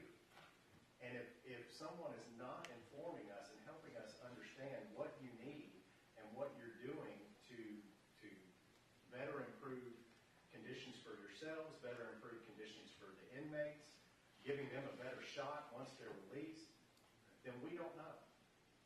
We don't know. I have never seen a report from the jail on what's going on down there other than daily prison camp. That's it. Besides that, I know nothing else. Other than when we talk In the about court, in my opinion, the court has demonstrated support for the jail staff by what we have done across the board, raising salaries, and where starting salaries were in 2019 to where they are now is significant. Paula? Okay, with the salary part being said, I've been there 11 years. Erica has been there about 8 more months than I make. New people coming into the jail, yes, it's great. I wish I started out at $10 an hour. In 11 years, you would think, well, damn, she's probably making $20 an hour. No, new people coming in are making the same amount of money that I'm making. I'm an MRT instructor. I mean, I just. So, Paula, you've been there how many years, and you're only making $17 an hour? Sir, I've been there 11, going on 11 and a half years, and I make a little over $18 an hour. He come in making the same thing I make now. Now, the way we've structured it is you had to start somewhere, and you have a 0 to 5 window, and that's where you start, and then you go 5 to 10, and we've talked about decreasing that to 3-year increments. We've talked about a variety of things, but we had to start somewhere. That's what we've done. Right, and it was a good thing. Don't get me wrong. It was wonderful. I mean, I'm thankful because we have got more people in. I'm thankful for the raises I got. Well, totally appreciate it. I just wanted, like, the court supports the jail staff, and we've tried to, and everything comes from Jailer Broyles to us, and it's, that's just, the structure. But let me just say one more time, I appreciate what you do, and it's not an easy job. And we would not be here tonight if we didn't care, because that's why we're here, trying to get as much input as we can. And if I can just add, if you want specific reports on anything, what I try to do, I know you all have a lot of departments that you're over. I try not to bug you with the small stuff. If it's something big, I bring it to you. If you want a specific report on what programs are being done, what our population is, whatever, you let me know, and I can regularly get you that information. I think you sharing with us what we don't know. I mean, it's no different than my boss at work. There are a lot of times that I'll share things with her that I'm working on, I'm doing, and that I've done. She has no idea I did all that. But it helps her understand the story of what's going on from day to day and where we are with things and what we're doing to improve conditions and improve other things within our job. It's a regular occurrence in the private industry that the people prepare reports to let their others, and I can't say let their bosses know, because they're not your boss. You're elected just like we are, and vice versa. But it helps us understand when we're going through all this, so that maybe we don't go on a road this way, and maybe we can continue where we were going. So that has been my feeling, is not to bug you all, not to burden you with any of my issues down here, unless it's a big issue. If you want a little bit more information shared with you, I'd be happy to share it. But if you don't want to share, that's fine too. Mm-hmm. These are the conversations. But going back to the process, we collaboratively build a budget and meet, and to my knowledge, Darren, we have never not approved a request of yours. Never. Is that true? A budgetary request? Yeah. I don't increase the budget. The court, this is not, a situation where the court does not support our staff in the jail, because that's just not the truth. we've talked about this, you know, that I would ask, would you all like to add anything at this point? And, you know, no action can be taken tonight, but, you know, the next step will be just at a meeting, we'll recap conversations and then talk about what the court, and you have to do it in a meeting, a public meeting, you know, what the court wants to do next and what they feel like are, you know, next steps. You know, we know what's been offered. We know feedback now from the jailer and from staff and from public. So that's what government should do. Take input and then make decisions. And you might not, you know, not everybody's going to agree with everybody at all times, but trying to do our best effort to listen and trying to do our best effort to make decisions that impact all citizens. And I'm responsible to every taxpayer, and that is why I'm here tonight talking about the option. And one of the driving forces was adding beds to house inmates. And we've talked about options. Well, I appreciate you. We'll be communicating. Certainly won't make any decisions without, you know, publicizing the conversation and then talking about the conversation. So if there's... I thought I saw one or two others that wanted to speak. Oh, yes, sir. This whole thing, I've heard everything that everybody's talking about over and over. I was just hoping we would be able to hear from Grant County on their details about what they're wanting to do or anything like that. One of the things I haven't heard a lot about, yes, this is about the inmates, but there is another side to it, and it is the deputies here at Scott County. I haven't heard a whole lot of anything as far as other than maybe $1 raise. There's things that we got concerns about. Retirement, hazardous duty pay. Good question. There's things like that hasn't been mentioned.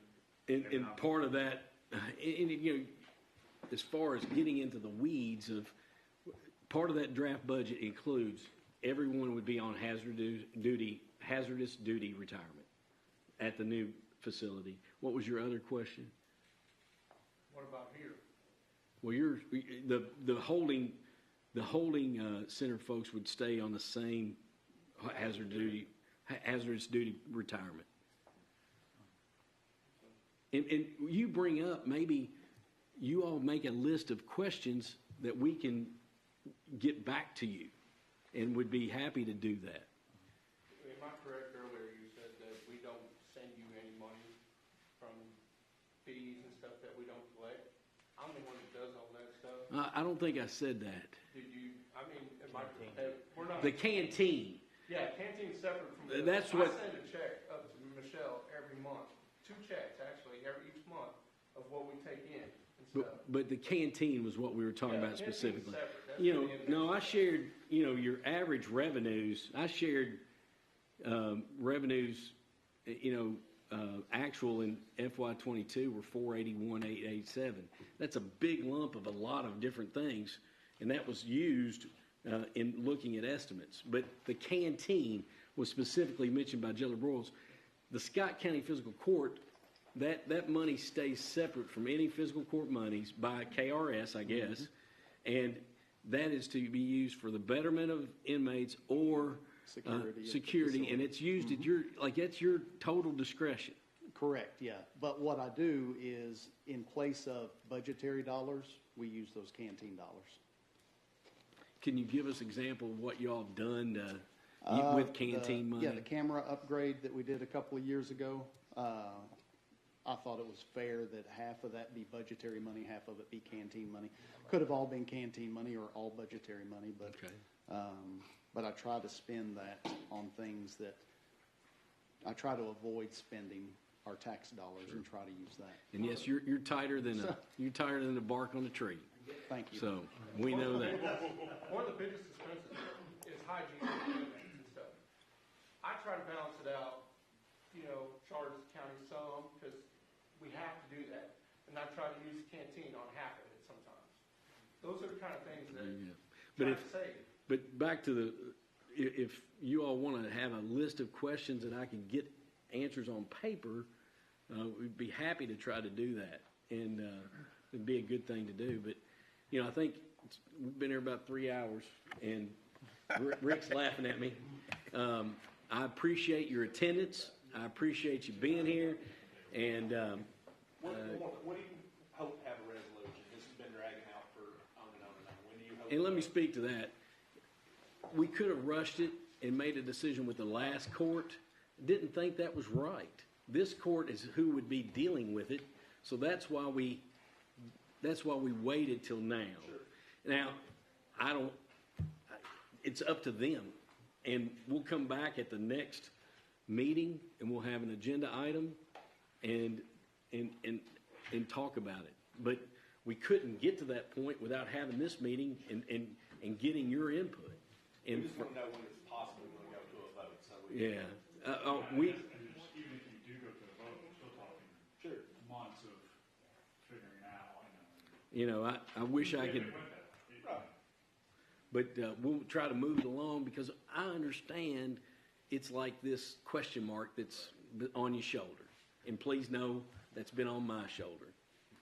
So, but if I hadn't have communicated to you all back in when they made the formal proposal, I wouldn't have been fair to you all either. We communicated that the proposal had been made and that we'd be gathering information, and then I communicated again that we're going to wait till the new court came in. And I've tried to do my best to be, letting you all know, and we'll try to do that. So most of the county disagrees with it, though. So what does that mean? Nothing? Because if you guys decide to just do it, then it gets done? Well, with all due respect to your comment, how do you, what data do you have to support? Talk to people. Get out in the community and talk to people. I mean, you got all these right here that doesn't agree with it, for sure. But in reality, in life, people that that don't have a dog in the fight, they're not going to come and bark. Oh, I know, because you don't respond to people that don't have a dog in the fight. Well, I'll have to. You're certainly. I respond. Well, tell me your name, ma'am. I'm Taylor Coyle. And when have you reached out to me? Dwayne Harris has written to you multiple times, and you Okay. have failed to reply to him at all. So Mr. Harris wrote to me one time. No. No, I've I can received tell you one. it's been more than once. Well, we'll have to agree to disagree Because because I'm the one that sent it out. I'm here every day, and I've received one letter from Mr. Harris, and I talked to Darren about You refused it. to write him back. Ma'am, There's nothing, no response back, right? he did. Well, he actually said in the letter, "I don't want any response." I think that actually was in the letter. Well, I've received one, and I'm not going to get into big, Oh, I know, because he's an inmate. Like you said earlier, you wasn't going to denote the inmates, right? What? What? What are you serious? talking? Denote the inmates? I mean, that's what you were saying earlier. You were going to act like they didn't matter in this, but he is Well, specifically ma'am. writing to you. I appreciate your attendance, and we'll have to agree to disagree. That's not paying attention to. Well, the citizens. we'll have to agree to disagree. Yeah. Thank you. Your response is You always all, every time thanks. you're proven wrong. Thanks for being here. Yep. We'll be communicating as we move forward. Thank you all.